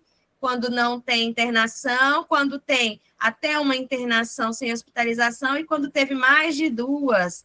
Então, exacerbações. A gente vai explicar certinho e vamos entrar aqui com medicamentos, LABA, LAMA, quando se usa, tá, pessoal? A gente não vai conseguir dar isso hoje, mas a gente vai ter a nossa aula da jornada. E fiquem tranquilos que quanto mais perto da prova é ainda melhor, porque aí você vai estar com conteúdo fresco na sua cabeça, tá? Isso, Rodrigo. Melhorou, pode nem ser asma, mas é mais característico da asma, tá? Não melhorou, não, Rodrigo. Não, é porque ele deu resposta positiva, após o broncodilatador. Isso, Ou seja, dilatou e ele conseguiu respirar melhor. Seria isso? Oi? Que ele está falando, seria mais ou menos isso. É porque assim, fez o broncodilatador, se ele melhorou, né, ele teve uma resposta, então é reversível, significa que não está danificado lá o alvéolo, porque a gente sabe asma. Que na DPOC destrói o alvéolo, né? Então na DPOC não vai ter esse padrão. Isso mesmo. Vamos lá, vamos seguir? Então, gente, ó, nós temos um encontro marcado com vocês para a gente falar sobre DPOC, tá? Isso mesmo! Vai falar de asma e DPOC no mesmo dia, vocês vão ver o tanto que vai ficar fácil e divertido a forma de entender. Tratamento da asma a gente deu ontem. Ontem a gente conversou sobre asma. Ontem, deu uma prévia ontem. Vai vir bem mais completo na hora que a gente for dar no... Rodrigo, a Jéssica mora em São Paulo, toma chimarrão e aí dá água a samambaia. É isso aí, Rodrigo. Então, voltando aqui para a questão 76, gente, o cara fez uma cirurgia e tá com dor na ferida operatória. Ele tirou um nódulo de 5 centímetros de diâmetro. E lá nesse local tá com edema, eritema, calor e dor. E flutuação e exudação nos bordos da sutura, ou seja, tá saindo pus ali. O que a gente tem? O que a gente tem aqui? É uma infecção cirúrgica, gerou um abscesso ali, né? Então, o que a gente vai fazer como propedêutica terapêutica? Por favor, se tem um abscesso, drena, tá? Não vai fazer ultrassonografia, não vai fazer punção com agulha fina para você ver células mortas, vai fazer antibiótico. Até que pode ser que o antibiótico venha depois, mas primeiramente é a drenagem, tá? Não confunda, que antibiótico tem que fazer, se ele tem sinais sistêmicos, né? Se ele tem febre e tudo mais, vai fazer também. Mas não é a primeira coisa a se fazer. Se não drenar, não vai melhorar, né, Manu? Abscesso drenado, abscesso curado, em qualquer lugar. Isso mesmo. Até no pulmão, hein? Lembra que o pulmão não é fofoqueiro, mas até lá você tem que drenar. Nós já conversamos sobre pulmão fofoqueiro aqui, hein? Bora, Manu, questão 77. 77, essa 77. Não, gente. Pelo amor de Deus, essa 77, a gente conversou que dia, doutora Jéssica? Que dia que a gente falou? Que dia que a gente conversou sobre ela? Sexta-feira à noite. Sexta-feira à noite a gente conversou. Olha só, um escolar de 7 anos de idade apresenta uma queixa de dificuldade para evacuar. No desfraude. Evacuação no desfraude. Falem aí, sem nem ler o resto. Evacuação no desfraude. O que a gente conversou? O que o rapaz está tendo na evacuação no desfraude? O que acontece? Constipação funcional, doutora. Perfeito. Vocês nunca mais vão esquecer. Vai vir esse desfraude. Se vier desfraude, vocês vão marcar funcional. Isso. Vamos terminar aqui, porque tem gente nova e a gente precisa ensinar o pessoal novo também. Você que já sabe, parabéns. E, fica só curtindo aí que eu vou falando, tá? Então, a evacuação desde a retirada da fralda de 2 anos e meio. Apresenta evacuação cada 4 a 5 dias. Então, ela cumpre a cada 3 dias, não evacua, né? Com eliminação de fezes endurecida. Olha aqui, mais uma coisa, fezes endurecida. Quer dizer que está muito tempo ali, né? No intestino grosso, né, esperando para sair, e de grande calibre, né, também ela cumpre o critério da constipação funcional. Presença de dor ao esforço evacuatório, relata que ao menos 3 vezes na semana, né, então, Observa-se, critério de Roma, ela está falando critério de Roma aqui com você, está dizendo que tem, ela defeca a cada 3 dias, as fezes é endurecida, né? E ela não teve nenhum problema quando nasceu, porque se estivesse falando de problema ao recém-nascido, a gente estaria conversando sobre outra doença, né? Quando não defeca assim que nasceu. A presença tá, e observa-se a presença de fezes perdida na roupa. Por vez, nota-se a presença de sangue em pequena quantidade no papel em que se higienizou. Nega antecedentes neonatais, negou antecedentes neonatais, qual foi o nome da doença que ela tirou aqui para você? Doença de Hirschsprung, né? A ganglianose. O INEP, ele não é um pai não, doutora Jéssica, ele é uma mãe para você. Olha como mãe ele é. E outras comorbidades relevantes. Desmame aos 4 meses de idade, não faz uso de medicamento de rotina e alimenta-se quantitativamente bem, com preferência pelo consumo de leite, 4 porções diária, né? Carboidratos, carnes e alimentos ultraprocessados. Olha, se ele falou que ele toma leite e ele não tem diarreia, então já elimina quem aqui? Elimina a alergia do leite de vaca. Ele toma leite e teria que ter diarreia. E fezes explosiva, não tem. Então já elimina a letra C aqui, tá? Aí ele come. Fez essa questão no dia que a gente deu a aula. Foi essa questão. Então, ele come carne, ultraprocessados, né? E bem infrequentemente batata, cenoura, tomate, banana, maçã. Ai, sei lá! Né? Tanta coisa, gente, que esse menino come. Está alfabetizado e é o melhor aluno da sala. Por que ele está dizendo que ele é o melhor aluno da sala? Porque ele está querendo falar para você que esse paciente não tem o quê? Não tem o quê? Hipotiroidismo. Porque o hipotiroidismo congênito deixa a criança lenta. É aquela criança que chora rouco. Eu já fiz uma vez esse rouco aqui, foi top. É aquela criança que chora rouco, é aquela criança lenta, que ela demora para ir fazer alguma coisa, não consegue fazer nada, é muito lento. Então, ele já te tirou aqui, ó, hipotiroidismo. O menino é o melhor aluno da sala, cara. Ele é a doutora Jéssica aqui na sala. Dó, tá louco. Né?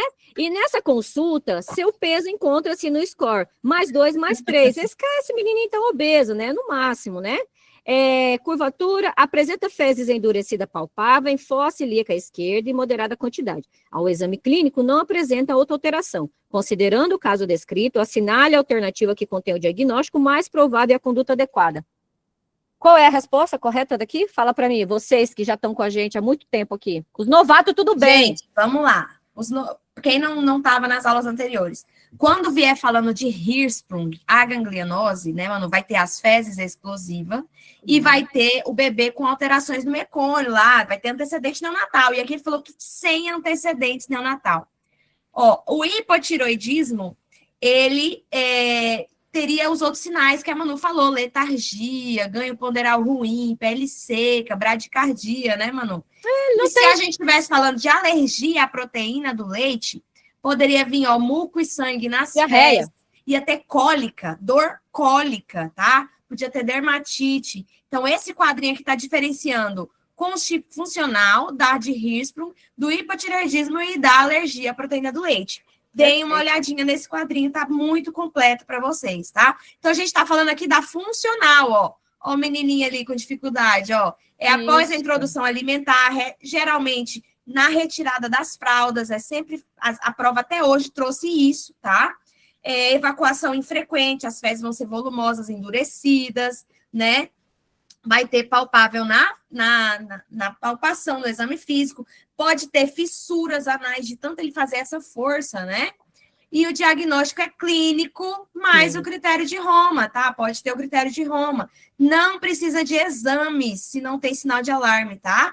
E a nossa conduta é o quê? Fibra, né? Isso. Podemos usar para desimpactação óleo mineral, né? Ou pode-se usar também descompressão com... Como é que é? Enema, né, Manu? Enema. O clíster gliceриnário. Clíster gliceриnário. Então, vai fazer a desimpactação. Você vai fazer, pode ser o enema também, tá? E vai pedir para alteração da dieta. Nós estamos na questão... E o que o INEP mais gosta? A reeducação. Mandar esse menino para o banheiro sem celular. Tira o celular desse moleque, tá? Senão ele vai no banheiro e vai ficar vendo lá Virgínia Fonseca, Ítalo Santos e não vai fazer cocô. E não vai reagir, né? ir para o banheiro sem o nós. celular. Então, Até ó, nós não é também, né? ríspro, não é hipotireoidismo e não é da vaca, da vaca, leite Da de vaca. vaca. Constipação intestinal funcional devido, a gente deve fazer a desimpactação fecal com polietilenglicol ou enema, ou pode vir na questão também você fazer o óleo mineral, tá? Então, é da forma mais fisiológica possível, tá? Sem invadir muito, sem muito invasiva. Isso aí. Questão 78. 78, é uma questão muito bonita. Uma mulher de 49 anos de idade. Pode perguntar a Leila. Pode falar, Leiliane. Oi, tá me escutando? Oi, sim. A prova de 2025 caiu uma questão bem parecida com essa, a questão 77, viu? Muito Você parecida, lembra qual igual. foi a questão? Então, eu estou procurando ela aqui. Assim que eu achar, eu mando para vocês. Perfeito, Tá bom, perfeito, obrigada. Leila, obrigada. Então, vamos lá. Uma mulher de 49 anos de idade foi atendida no ambulatório de ginecologia. Uma mulher de 49 anos de idade no ambulatório de ginecologia, você já vai pensar em quê? Pensa aí. Essa mulher com 49 anos de idade, ela está tendo algum problema ou alguns sintomas. Pensa aí, a gente está pensando já em quê? Em quê? Bota na tua cabecinha, vai lendo comigo. Calorão, tá pensando em hein? quê? Calorão, ó, eu tô com calor. Né? Tá pensando em quê? Vai. Climatério. Climatério. A sua mente já tem que abrir para climatério. Abre já o leque do climatério. E aí, né, a sua principal queixa era sintomas geniturinário. Ah, Manela, mas você falou que era climatério. Também, o Pois climatério, ele tem dois tipos. Lembra que nós falamos sobre o climatério aqui? O climatério, ele tem o tipo aonde ele tem o vaso motor, que ele afeta a porção Sistêmico ou vasomotor. local, né? E aí ele Isso. pode estar te dando aí o quê? Fogacho, calor, inquietude, irritabilidade, né? E o outro também é o fator geniturinário, né? Vagina seca, dor a urinar, né? Então ele está cumprindo aqui. Vamos ver se ele vai ficar só no fator geniturinário e vagina seca, ou se ele vai ter sistema também vasomotor, que também é os calor e fogacho e irritação. Vamos ver. E aí ela diz que tem prurido, ardor, ressecamento e irritação da vulva, disúria e urgência miccional. De início a 8 meses. 8 meses? Você acha que isso aqui é uma infecção do trato urinário? Você acha que essa mulher ia ficar 8 meses com essa dor de infecção do trato urinário e já não teria vindo com vocês aqui, não? Presta atenção no que o INEP está falando com você. Presta atenção. Esses sintomas levaram à redução do libido e o impacto negativo na vida sexual, né? A vulva apresenta hiperemia leve e a vagina hipertrófica, ou seja, hipotrófica. Então, ela ainda está com sintomas ali somente, né? Vaginal. De atrofia mesmo, né? Pela idade de atrofia, né? Tá hipotrofiando, tá começando, né?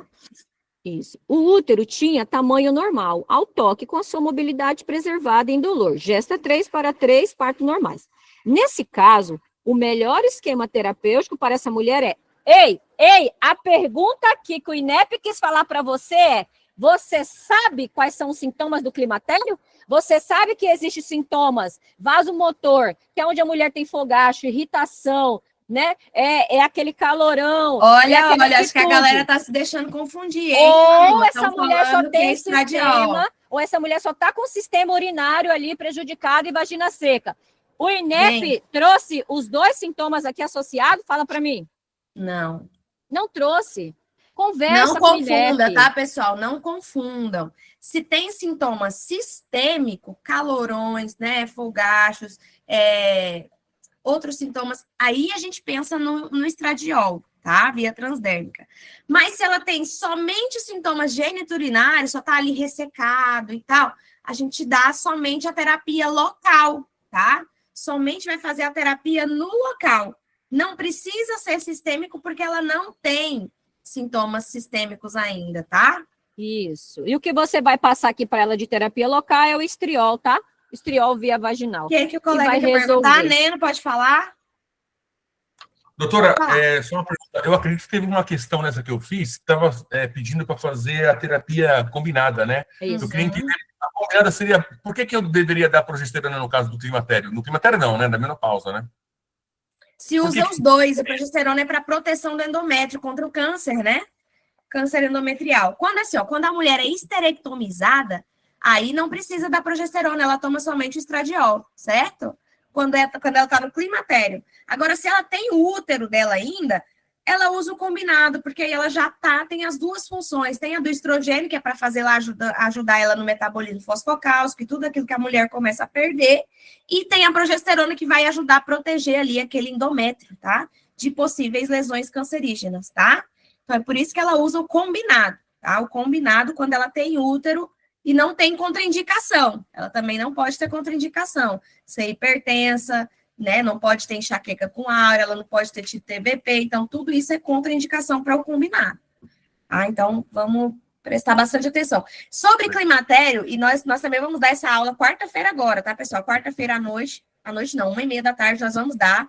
Climatério também entra no nosso tema. Vamos dar SUA, vamos dar menorreias, e nós vamos falar um pouquinho dessa parte aí de hormônios da mulher após ela, né, ter a menopausa.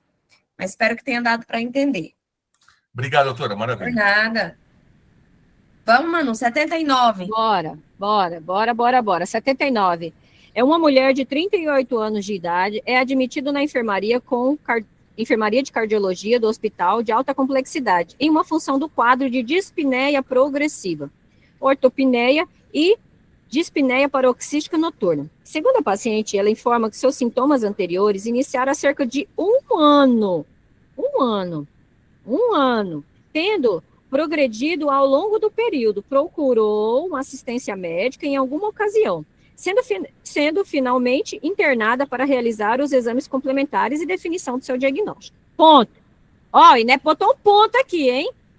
Em sua história patológica progressa, há relatos de 2 episódios de febre reumática na adolescência. Gente, aqui eu já tenho um diagnóstico que o INEP me trouxe, febre reumática na adolescência. O que é que essa mulher deveria estar tomando até hoje se ela teve febre reumática diagnosticada na adolescência? Escreve aí para mim no chat. Qual é o nome da medicação que ela já deveria estar tomando até hoje para febre reumática?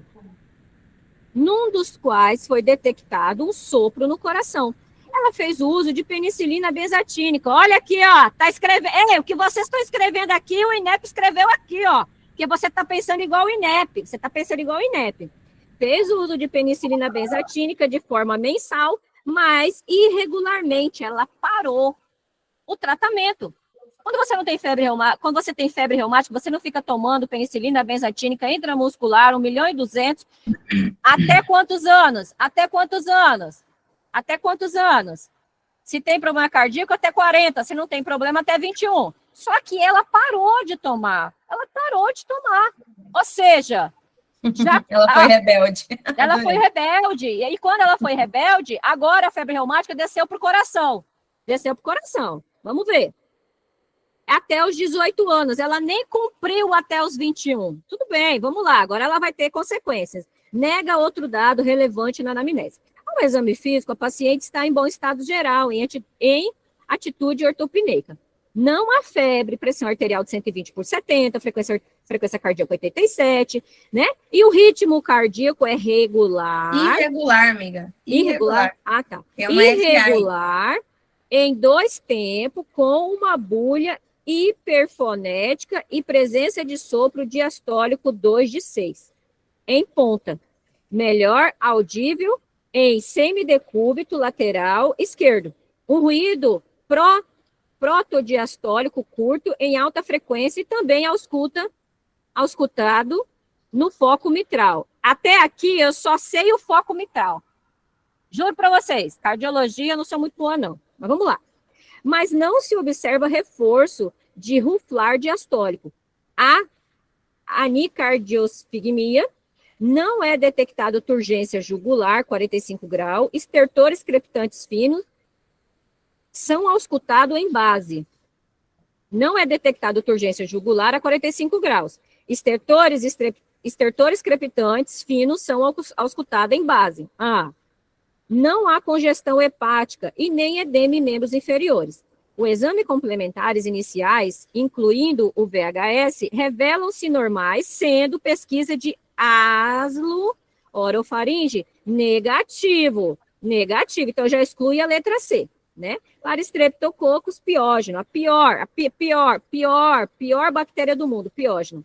O eletrocardiograma revela ritmo de fibrilação atrial, porque ela tem um ritmo irregularmente irregular, com QT normal. Diante dos dados relatados, a melhor explicação para o quadro da paciente é... Então, já Essa excluiu que- a C, né, Manu, por causa do asma, e já Isso. exclui a D porque ela não tem febre. Lembra, gente? Endocardite, febre, mas sopro não tem febre. Então, já exclui a D também. Isso, né? Então, excluiu a D e excluiu a C.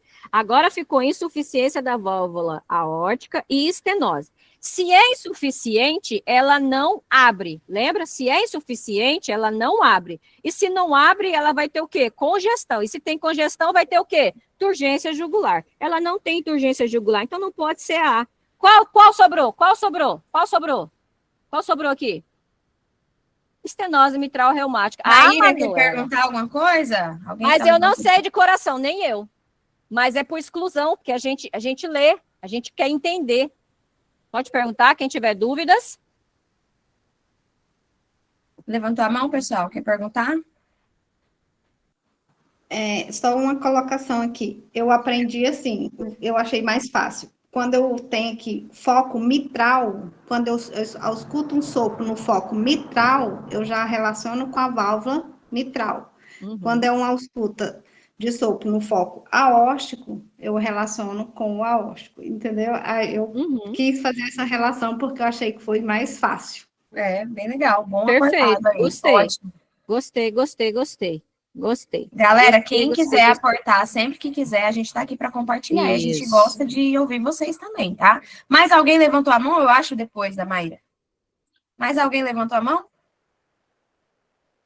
Vamos continuar, então. Questãozinha difícil, gente, essa 2021, ela mata só na leitura. Ela já mata você e cansa na leitura. Você sabe o tema, mas ela te mata. Opa, 2021 é assim. aqui é a B. Gente, também tem uma coisa que eu associei, é quando for agudo, eu vou pensar na insuficiência. E quando for algo crônico, né, levou mais tempo para ser diagnosticado, a gente pensaria na estenose, tá? O Teodoro tá certinho, Jéssica. Olha o que o Teodoro acabou de explicar para a gente, é o que a gente Sei. está tentando falar todos os dias para vocês. Deu ponto, o INEP conversou uma coisa do início e depois ele conversou outra coisa no final. Ele deu um ponto. O professor de português falou, epa, vamos dar um ponto aqui para separar o de cá e o de cá. Vamos dar um ponto, certinho, Teodoro, é isso mesmo. É isso mesmo, interpretação de questão. Questão 80 foi anulada, era sobre HIV, hepatite B e hepatite C. Nós vamos para a questão 81, pessoal, aloimunização. E aí, quem tem dúvida em alo... Rosângela está com a mão levantada, quer perguntar alguma coisa, Rosângela? Não, é porque ficou, desculpa aí. Ah, tá, não tem problema não, só achei que estava querendo perguntar. Gente, então, ó, quem tem dúvida aí sobre aloimunização, 80 foi anulada, tá, Sônia? 80 foi questão anulada. Ganhou ponto para dentro. A gente não faz questão anulada, vamos para 81. 81. Eu vou ler para ti, Manu. Uma mulher de 29 anos de idade procura a maternidade com queixa de sangramento vaginal tipo borra de café. Estava na 32ª semana de gestação. Tônus uterino, movimentação e batimentos cardíacos fetais normais. No toque não foi observado sangramento. Gestra 3, parto 3, exames laboratoriais normais. Tipo sanguíneo O negativo. E o marido é A positivo. Não apresentou cartão pré-natal e não tinha nenhum exame na sua posse. Diante da situação apresentada, a conduta a ser adotada é... E aí, galera, essa mulher, ela é RH... negativo, né, mano? Negativo. Tá aí seu slide. Cadê? Ei, Rodrigo, abre a tua câmera aí, Rodrigo. Deixa eu trocar uma ideia com você aqui, que se tivessem falado isso para mim antes, eu não estaria me confundindo até hoje. Abre aí, Rodrigo. Ó, quando o INEP falar para você assim, presta atenção, quando o INEP falar para você assim, RH negativo, você já treme na base. Isso aí. Tá? Treme na base. O RH negativo só pode ser avaliado por um teste chamado CUMBIS. O CUMBIS direto, ele é diretamente na criança, direto. O CUMBIS direto é diretamente na criança. Eu não tenho como fazer ele aqui, porque ele ainda está dentro da mãe, tá? Eu vou fazer o CUMBIS indireto. O CUMBIS indireto é na mãe. Tudo bem? Até aí tudo bem, né? Vamos lá. O correto é ele estar negativo. O correto é ele estar negativo. O correto é ele estar negativo. Quer dizer que nada vai acontecer com a criança. Presta bem atenção. O cumbis correto é ele estar negativo. Quer dizer que nada vai acontecer com a criança. Se ele estiver positivo, a gente já não tem mais o que fazer. Não tem mais o que fazer. Se ele positivou, ele só vai ter 2 passos. Ou o aborto, que vai ocorrer. Geralmente, mães, quando tem o cumbis positivo, aborta, dependendo da semana que ela tem. Ou essa criança vai nascer com uma anemia, ou essa criança vai nascer com algum probleminha lá na frente. E essa mãe pode ter risco o tempo todo de abortar. Ok? Ok? Tá. Ó, foca aí. Então, ele tem que estar negativo. Presta atenção, ele tem que estar negativo. Para mim deixar ele negativo até o final da gestação, eu preciso fazer uma vacina. Eu preciso fazer uma vacina. Qual é o nome dessa vacina? Imunoglobulina anti-D. Imunoglobulina anti-D de 300 microgramas. Eu tenho que fazer essa vacina para ele continuar, porque eu falei para você que o valor normal é negativo. Então, eu preciso prever que continue negativo até o final da gestação. Se ele já tiver positivo, quando eu fizer o exame, eu não posso mais fazer imunoglobulina, porque não adianta, não vai adiantar. Ela não vai negativar, ela só vai fazer com que ele Aí não ela vai positive. ter que ir para o pré-natal de alto risco. Eu só quero que vocês entendam até aí. Tá todo mundo entendendo até aí? Todo mundo entendendo até aí? Então, vamos lá. Eu tenho que fazer com que ela não positive até chegar ao final de gestação. Ela tem que ficar negativa. E para isso, quem vai fazer comigo é a vacina. Ok? Tá. Presta bem atenção. Olha a letra D. Aplicar imunoglobulina anti-D semelhantemente até completar 34 semanas, caso o anticorpo irregular seja positivo. Que foi que a gente conversou? Que se for positivo, não se faz mais imunoglobulina anti-D. Por quê? Porque a imunoglobulina anti-D vai fazer com que não positive, mas uma vez positivada, ela não consegue reverter o quadro. Ninguém reverte esse quadro. Porque só vai ter 2 caminhos, ou o aborto ou o problema lá na frente, ok? Então não pode ser a D. Já conversamos sobre isso. A letra C, de casa. Realizar a imunização com imunoglobulina anti-D e encaminhar para o pré-natal para dosar o anticorpo irregular. Olha só, realizar a imunoglobulina anti-D e encaminhar para o pré-natal para dosar o anticorpo... Não é isso daqui não. De jeito nenhum. Uma vez que você fez a vacina, para ele não negativar, você nem precisa olhar mais. E se você olhar lá no final, nem precisa mais. Você já sabe que ela não vai positivar, porque você já fez a vacina. Letra B. Aplicar a imunoglobulina anti-D e acompanhar com exames semanais.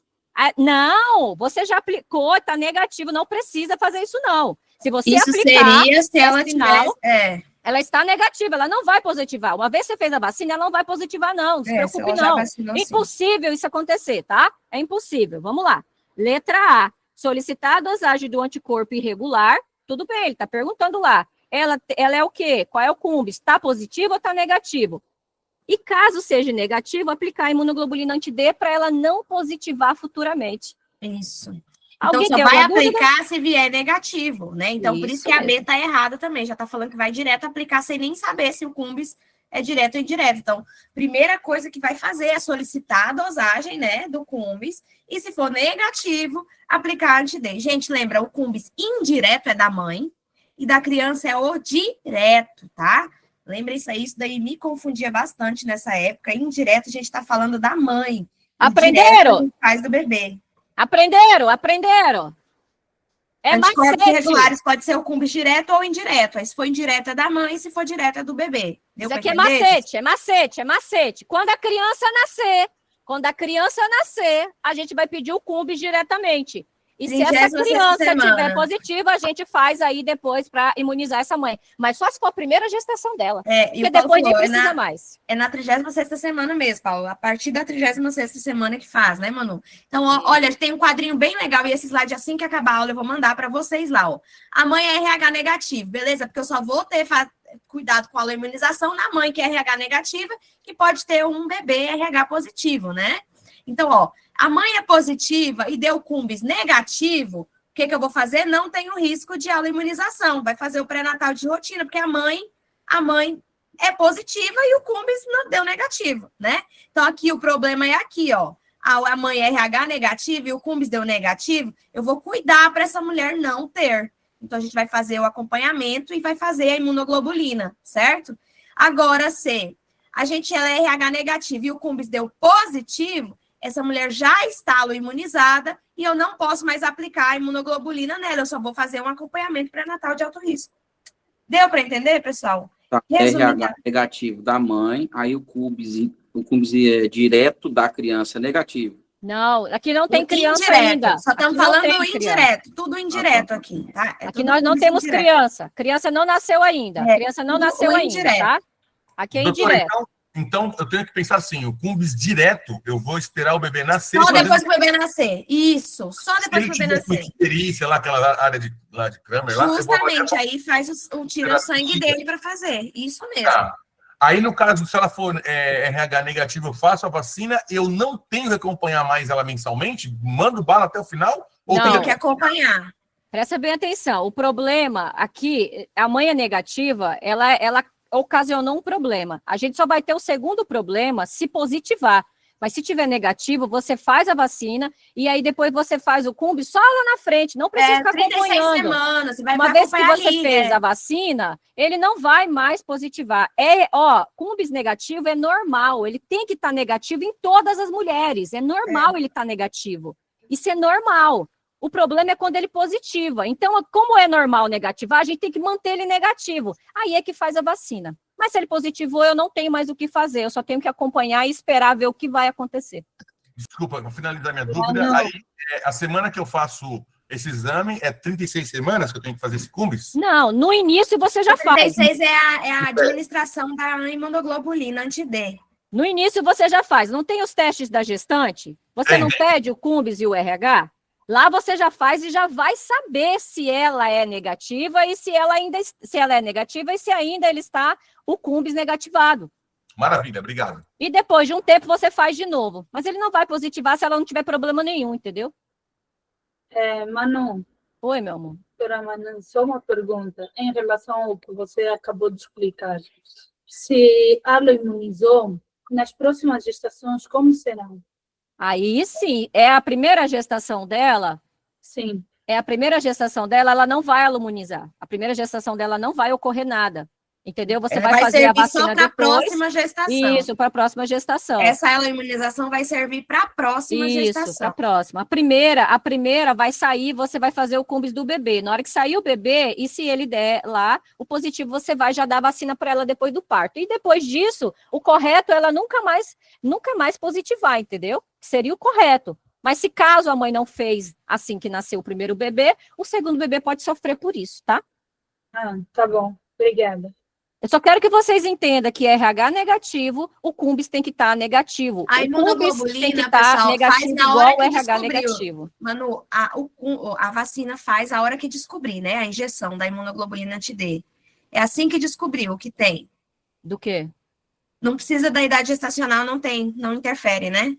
Não, quando você descobrir que ela tá o RH negativo, isso daí não vai estar no início, você vai fazer depois. Quando você pediu lá os exames de primeiro trimestre, você vai ver lá que ela vai estar negativa, ela só começa a ficar querendo positivar bem depois do segundo trimestre. Que é quando a placenta começa a brigar, entendeu? Com o corpo da mãe. No momento, você só vai saber que ela é um RH negativo e ela está negativa. E aí você vai perguntar, mãe, você tomou a vacina na primeira gestação? Aí ela vai te dizer que sim ou não. Porque justamente semanas, não, que tem aqui embaixo. Como não vai afetar, é justamente porque é para a próxima gestação, né? Então, para essa gestação não vai ser. Mas acho que tem aí no slide também, pessoal. Quer ver, ó? Profilaxia para a mãe com 28 semanas gestacionais, sangramento. Isso aqui se ela tiver isso daqui, tem que fazer a profilaxia, tá? Isso sangramento mesmo. De primeiro, de segundo, trauma abdominal. e 72 horas pós-parto. É 24, é 38 semanas, não é isso que o INEP quer. O INEP quer saber se tiver positivo ou se tiver negativo, faz ou não faz a vacina. É só isso que o INEP quer saber. Ele só vem em cima Não se disso. complique. Não ficam procurando aí não piolho e cabeça de careca, não. Ele só quer saber se faz ou não faz. Se tiver positivo, já não faz mais, não tem o que fazer. Se tiver negativo, faz para não positivar. É só isso que o INEP quer, gente. Mais nada. Só isso que o INEP quer. Doutora, desculpa. Oi, Abraão, Pode pode falar. Uma dúvida aqui. Sim, então na primeira gestação eu fiz a vacina. Daí na outra eu não faço mais? Você já vai, ela já vai. O ideal é que ela esteja imunizada, né? Você vai fazer o exame para saber se o cumbis vai ter positivado. Porque às vezes ela pode não ter imunizado, às vezes essa vacina pode não ter feito o efeito, às vezes essa vacina ela pode estar tido vencida, não deu nada, ou ela pode não ter feito essa vacina nunca, né? É isso que o INEP quer saber. Ele quer saber se é positivo ou negativo e o que você vai fazer. Não se preocupe com as semanas. A colega perguntou, só com 36 semanas. Não se preocupe com as semanas. O INEP não quer saber as semanas de você. Ele quer saber semana, ele só quer ele saber vai se pedir é positivo ou negativo. Mas, geralmente ela é feita a partir da 28ª semana, tá? E aí ela pode ser feita de novo, caso precise, 72 horas após parto. É isso que está dizendo aí no slide, tá, pessoal? Mas o INEP não faz não, tá? Pode ser feita, mas eles não vão querer de vocês as semanas. Eles querem saber se você sabe identificar um cumbis indireto positivo ou negativo, o que significa isso, tá? É isso que eles querem de vocês. Até 72 horas, né? Não pode até 72 horas, isso. Tá. Entre 28 e até 72 horas é o intervalo que é preferível, né? Para fazer a profilaxia, tá? Isso Vacinou mesmo. no início da gestação e pós-parto se precisar. Se precisar, João Pedro, isso mesmo. Ela vacina ali com 28 semanas, aí vai ser feito o acompanhamento, né?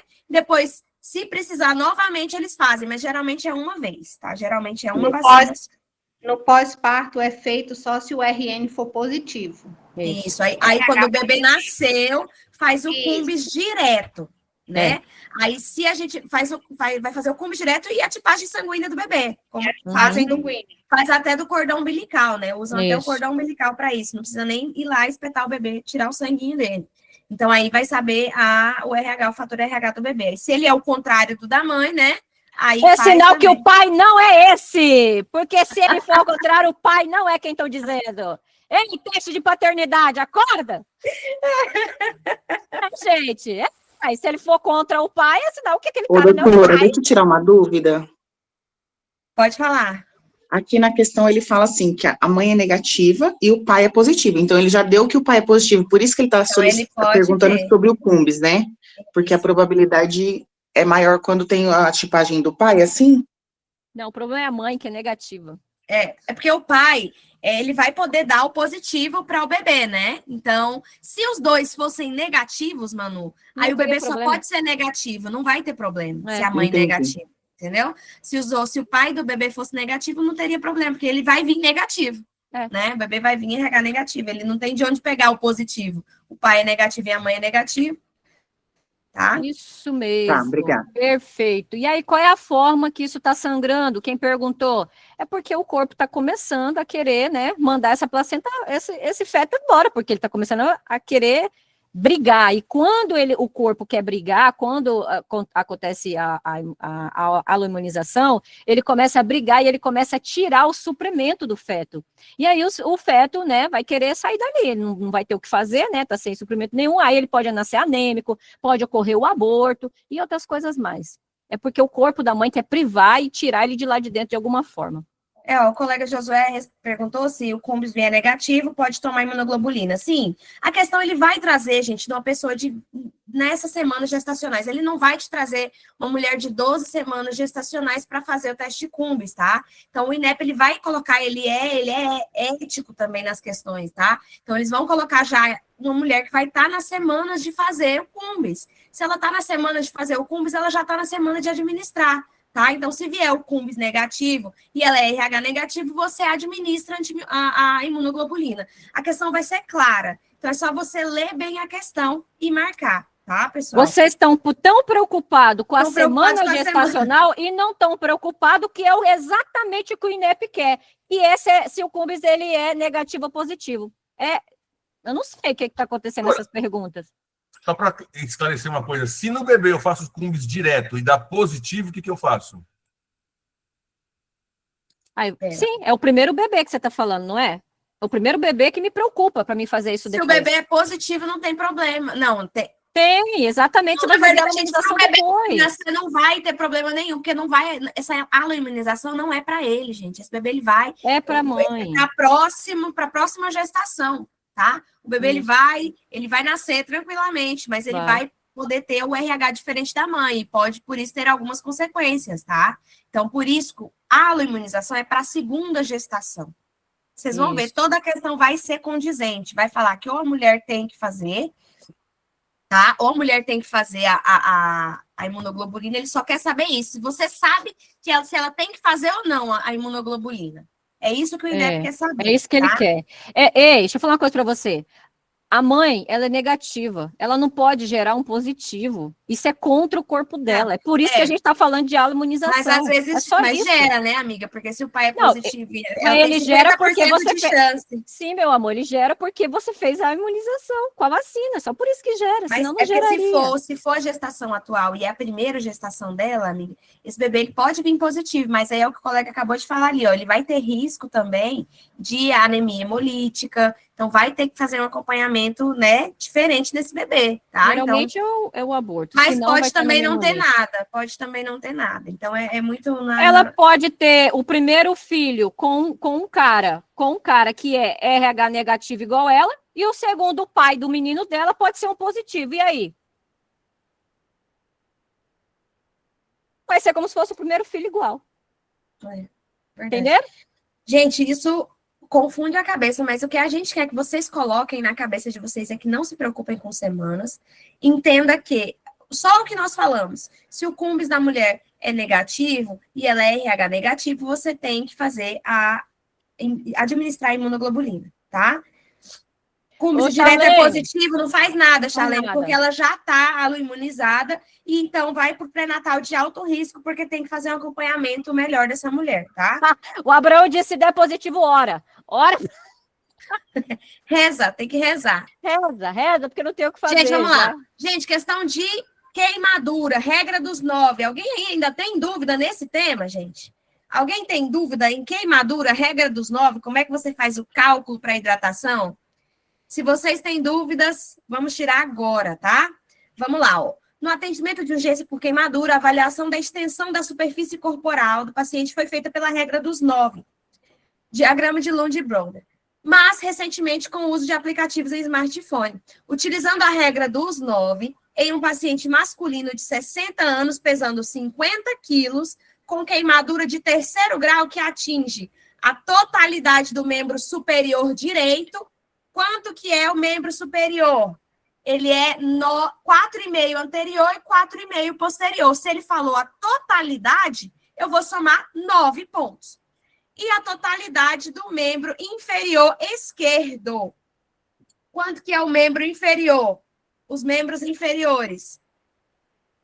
9 frente, 9 trás. Então, como eu falei, membro inferior esquerdo inteiro vai ser 18. Então, 9 mais 18, a gente tem quanto de superfície corporal aqui? 27, tá? Então, foi 9 do braço e 18 do membro inferior, que é só um. É só uma perna, mas é a perna inteira, frente e trás. E o braço é 9, porque é 4,5 frente e 4,5 trás, tá? 4,5 frente e 4,5 o posterior. Então, somando 9 mais 18, a gente tem 27 de superfície corporal. Fazendo o cálculo pelos 50 quilos do paciente, a gente vai ter 2.700 ml. Aí, ó, cuida.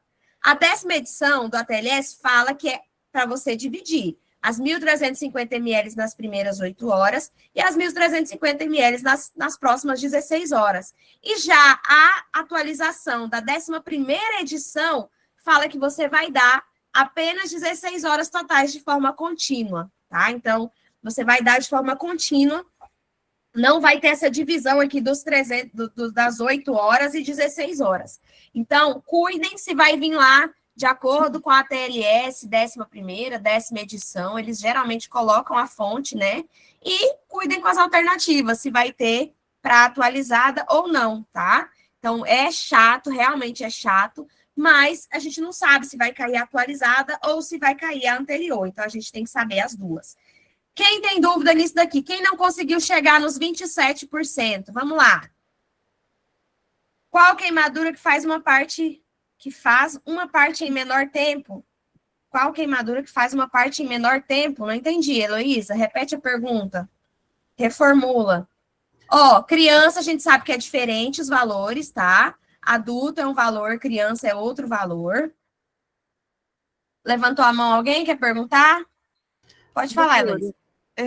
Porque tem alguma, eu não tô me lembrando, pra mim que era no de queimadura mesmo, porque faz em 2 horas uma parte da hidratação e o restante em maior tempo. Não, aqui é 8 horas. O protocolo anterior falava 8 a 16. Fazia nas primeiras 8 horas metade, né? E o restante nas 16 horas seguintes. Mas o novo protocolo falar que é nas 16 horas totais, você vai fazer ajustando de acordo conforme a diurese. Isso. Ó, o Paulo colocou no 11º agora, você vai ajustar de acordo com a diurese. A gente tem aquela diurese esperada, né? Que tem um valor para adultos e um valor para criança, que a adulta é de 0,5 a 1 ml, né? A meta da diurese. Aí, se estiver maior essa meta, aí você ajusta lá, diminuindo ou aumentando, tá? Eu acho que a colega está confundindo com a hidratação na criança com desidratação. Que daí menor de 1 ano faz 30 ml por quilo em 1 hora e o restante em 5 horas. Ah, isso, Heloísa, esse daí é da desidratação, os planos da desidratação, para a gente hidratar a criança, tá? Aí é 1 hora mesmo e o outro 2 horas e meia, né? Isso mesmo, então tá confundindo. Então, gente, aqui vai ser de acordo com acho que o colega pediram para repetir o cálculo, pessoal. Vou repetir mais uma vez, ó. O cara, ele queimou o braço inteiro. Foi o braço todo. Então, o braço vale quantos pontos aqui, ó? 9 pontos, certo? O braço vale 9. Então, eu somo 9 aqui. Ele queimou uma perna. Se fosse as 2 pernas, era 36. Mas queimou somente uma perna. Só que foi ela inteira. Foi na frente e atrás. Porque a gente sabe que é 9 na frente e 9 atrás. Se ele falasse queimou o membro inferior anterior, seria só 9. Eu dividiria esse 18 no meio.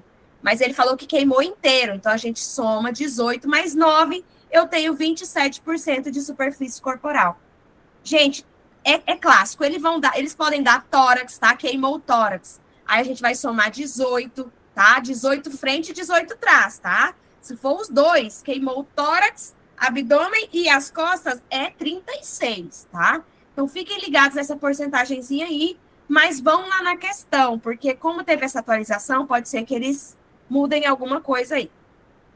Na criança, a diurese esperada é de 1 ml, perdão, 1 ml por quilo por hora, e no adulto é 0,5 a 1 ml.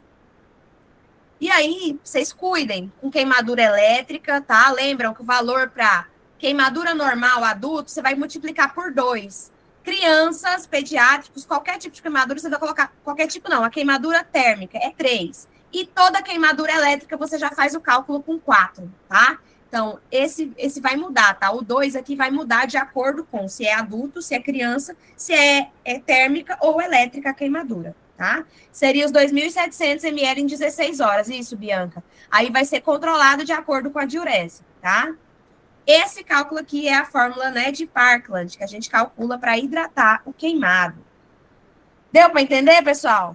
Criança por 3. Isso, na térmica, criança por 3. Todos por 4 se for trauma elétrico.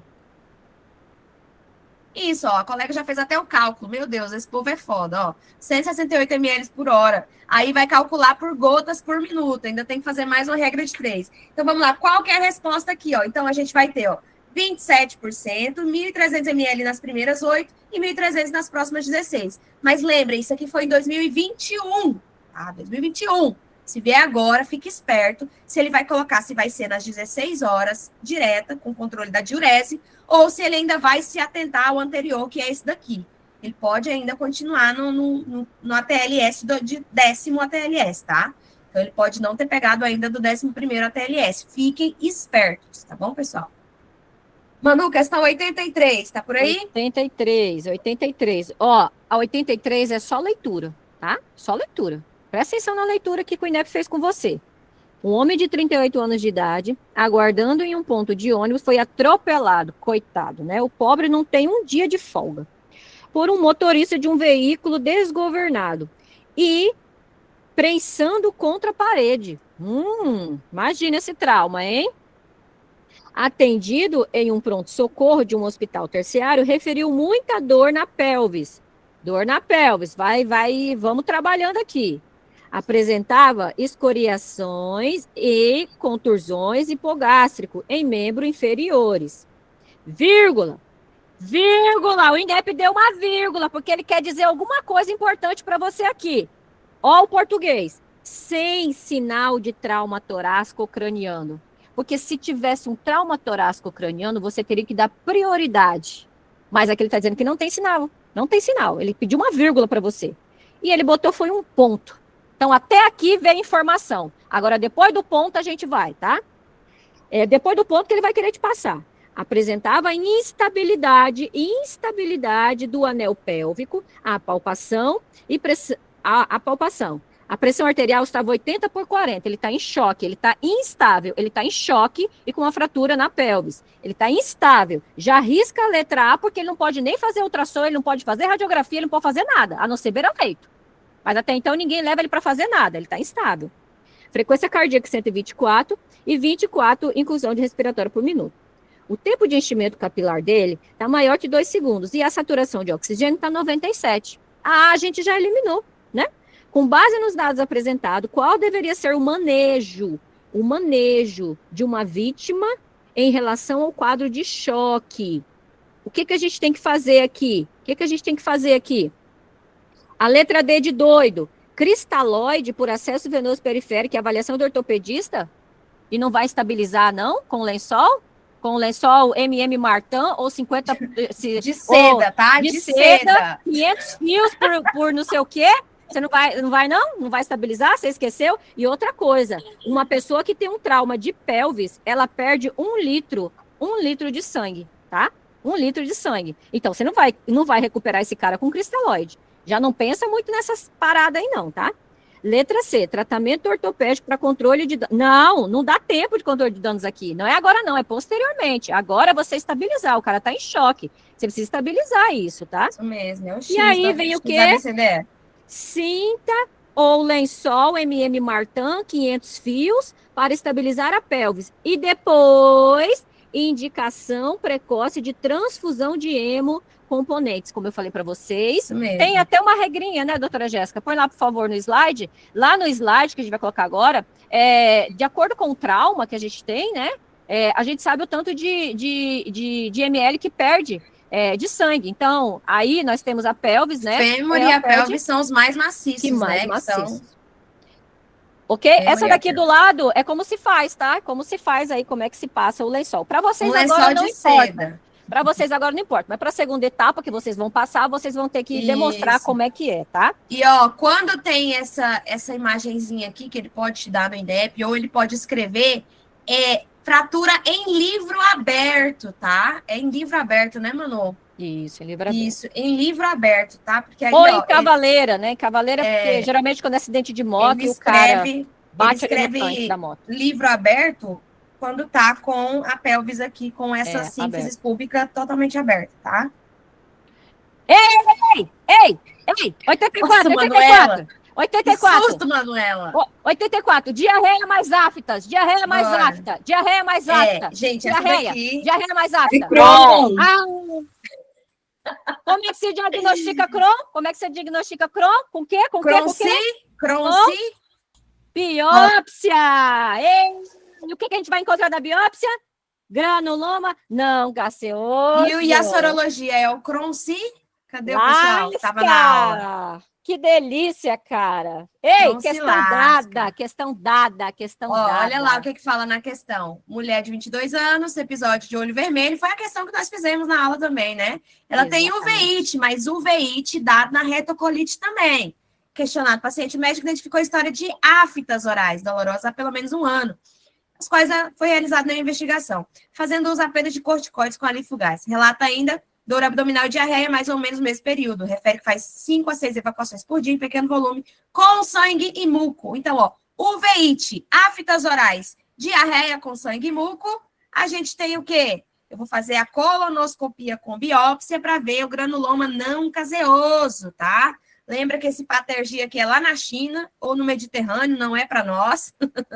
Esse parasitológico de fezes, parasitológico, dor de parasitológico de fezes, vai ser dor o quê, Manuela? Vai falar de uma dor periumbilical, tá? Uma dor periumbilical. E lúpus também não vai ser aqui. Lúpus é aquela pessoa que tem doença renal, tem problema de pele, tem artrite, ela tem de tudo quanto é coisa. Isso seria lúpus, tá? Não essa diarreia aqui. Então, a D é a nossa resposta. Cara, é só estudar que dá certo, né? É isso mesmo. As questões, gente, vão ficando assim, vão ficando muito fácil, porque você vai vendo que é só repetição. Quando você chega numa questão que você não repetiu ainda, ela pode ainda parecer difícil. Mas quando você volta nela, você fala, meu Deus, como eu não tinha entendido isso antes, né? Como que isso não tinha entrado na cabeça antes? E vamos para 85. 85. Coloca no slide para mim, por favor. 85. No slide. Vamos conversar aqui mais uma vez sobre infertilidade. Infertilidade é o casal. O que a gente tem que olhar nessa infertilidade, desculpa. A gente tem que olhar a idade. A idade da mulher é muito importante para mim, porque a idade da mulher vai me dizer a minha conduta. A minha principal conduta. Lembra que a gente já tinha conversado sobre isso? Nós falamos que quando a mulher tem menos de 35 anos de idade e ela chega para você e ela quer engravidar, você vai primeiramente pensar em quê? Que ela tem que esperar por 12 meses, tendo relação sexual 3 vezes na semana. Gente, tem que transar. Tem que transar para fazer menino, né? E, o cara tem que gozar aonde? Aonde? Onde que o cara tem que gozar? Nas pernas? Não, tem que gozar dentro. Manuela, porque senão não engravida. Não engravida. Não engravida, gente, não. Tomara que vocês estejam com fone de ouvido, nem com a pai, nem a mãe por perto, escutando o Manuela. Bora! Então, se a mulher, dentro, Teodora, boa, Teodora, se a mulher tem mais de 35 anos até 40 anos de idade, você tem que esperar 6 meses, falar para ela fazer relação sexual 3 vezes na semana, né? E também tem que gozar dentro. Tudo certo, gente. Isso daqui é o Ministério da Saúde fala isso. Quem sou eu para falar ao contrário? É isso daí que ele está falando. E se ela tiver mais de 40 anos de idade, não importa, ela não vai esperar nenhum dia a mais. Você já vai iniciar a sua investigação. Tá vendo, Manuela? Eu falei que ia dar ruim, Manuela. Alguém lá, a avó estava... Né? Então, qual vai ser a investigação, Manuela? Se ela tiver menos de 35 anos e já tiver mais de 1 ano esperando. Qual vai ser a investigação se ela tiver de 35 a 40 anos e ela já esperou 6 meses? Né? O que eu vou fazer depois disso? Você vai fazer a dosagem de hormônio TSH, prolactina, progesterona, FSH, estradiol e T4. E você vai fazer também uma ultrassonografia transvaginal seriado para saber quando que ela vai ovular. E aí ele vai te dar a data da ovulação e ela vai ter que fazer relação sexual. Ou esterossalpingografia, porque daí você vai ver se essas trompas estão livres, né? E esteroscopia para ver como é que tá aí esse útero aí por dentro, ok? E se for no homem, se falar que o homem não tem filhos, né? A maioria das vezes vai falar que o homem tem filho com outra mulher, vai fazer um espermograma no homem. Essa é a dica. Fica a dica para você.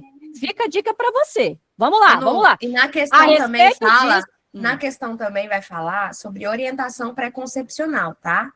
Quando a mulher quer engravidar, ela, às vezes, assim, quase nunca vai dar certo, porque geralmente a mulher engravida antes de fazer esse preparatório, né? Que é tomar o ácido fólico, fazer uns exames antes de engravidar. Mas muita mulher planeja também. E aí tem as orientações, pessoal, que é ela fazer um hemograma, já faz uma glicemia de jejum, aí faz as sorologias, né? Todas aquelas HIV, sífilis, hepatite B, toxoplasmose, faz a tipagem sanguínea já para ver fator, né? Questão de fator RH. E a citologia oncótica, que é o que vai vir nessa questão, gente, aí tem 2 questões que já caiu. Essa e uma que fala assim, a mulher precisa fazer o Papa Nicolau para poder iniciar o anticoncepcional, também caiu sobre isso daí. Então, não, gente, o Papa Nicolau, ele tem que ser feito no tempo certo, tá? Então, se ela tá na idade de fazer, ela tem que fazer. Então, vamos ver esse caso aqui, ó. Ela tem 28 anos, professora, com 2 gestações anterior, sendo um parto normal e um aborto espontâneo anterior. tendo um filho de 7 anos de idade e outro de outro relacionamento. Há 2 anos está casada com um homem de 35 anos sem filhos, ambos sem antecedentes patológicos significativos. Referem que há vários anos não procuram assistência com a equipe de saúde. O exame físico do casal revelou como único achado em relação à mulher a pressão um pouco aumentada, e a índice de massa corporal está também aumentado. O exame físico do homem foi normal. Estavam em uso de preservativo e pílula combinada, mas interromperam há 2 semanas e vão em busca de orientação pré-concepcional. Então, como a Manu falou, se tivesse qualquer uma daquelas coisas lá que a Manu falou aqui, estaria correto, porque, ó, eles têm que esperar um tempo, eles só estão o quê? Há 2 semanas, né? Só interromper o anticoncepcional tem só 2 semanas. Então, aqui, ó, nessa situação está indicado. Ela tem que esperar 12 meses. Ela tem que esperar ainda não 12 vou meses. fazer nada de laboratório, nada, porque eu vou esperar esse tempo ainda. Então, o que eu posso fazer nela, que ela está na idade, é o Papa Nicolau, que, né, agora com as novas orientações, talvez não vai nem precisar fazer mais, que já vai fazer lá pelo DNA do HPV, né? Então, aqui, essa seria a resposta, porque não vamos entrar em nada ainda, enquanto não tiver passado esse tempo. A gente vai explicar, então, para esse casal, que vai ser aguardado esse tempo de tentativa para a gente começar a investigação, tá bom? As investigações. Não é só explicar que ele vai ficar 12 meses, não. É explicar que são 12 meses tendo relação sexual 3 vezes na semana sem coito interrompido. Essa é a resposta correta. Se o INEP te trouxer qualquer coisa que não tenha nada a ver, não é ela, tá? No caso, você teria que fazer isso. Olha lá, dosagem sérica de folato para prevenção de defeito do tubo neural. Gente, eles estão tentando, né? E vai fazer já, vai... Não, né? Eu acho que ainda não, né? Teste oral da tolerância à glicose para descartar diabetes prévia à gestação. Todos esses aqui vão ser feitos, tá? Vão ser feitos, mas não está indicado no momento, tá bom? Então, a questão é de infertilidade. A questão é de infertilidade. É de infertilidade a questão. O INEP está trabalhando com você de infertilidade.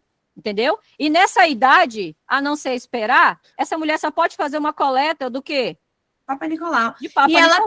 ela tem filho já, né? Ela tem um filho de 7 anos, né? Então, ok? Tem que avaliar bem.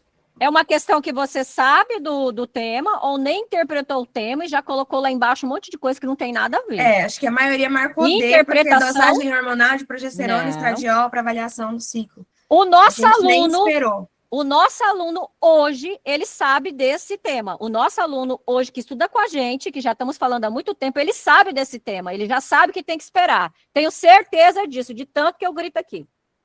Gente, então hoje foi isso que a doutora Lori pediu para nós fazermos da 67 até 85, tá? Essa frase aí foi da doutora Lori para vocês. Cada prova que você estuda hoje é um tijolinho que você está colocando lá no seu sonho, tá? Então, bons estudos. Hoje vocês têm ainda 19h30, encontro com o Dr. Lucas. Ele vai dar hoje a primeira parte de ginecologia. E aí eu e a Manu vamos entrar na quarta com a segunda parte de ginecologia, tá, pessoal? Então, hoje vocês têm aula de gineco às 7h30 e amanhã e quarta-feira conosco também de ginecologia, mas vai ser à tarde, tá, pessoal? Muito obrigada, muito obrigada. JP, se tiver por aí, colocar para parar de gravar, porque o meu vai travar aqui. Coloco sim. Obrigada. Tchau, tchau, até mais.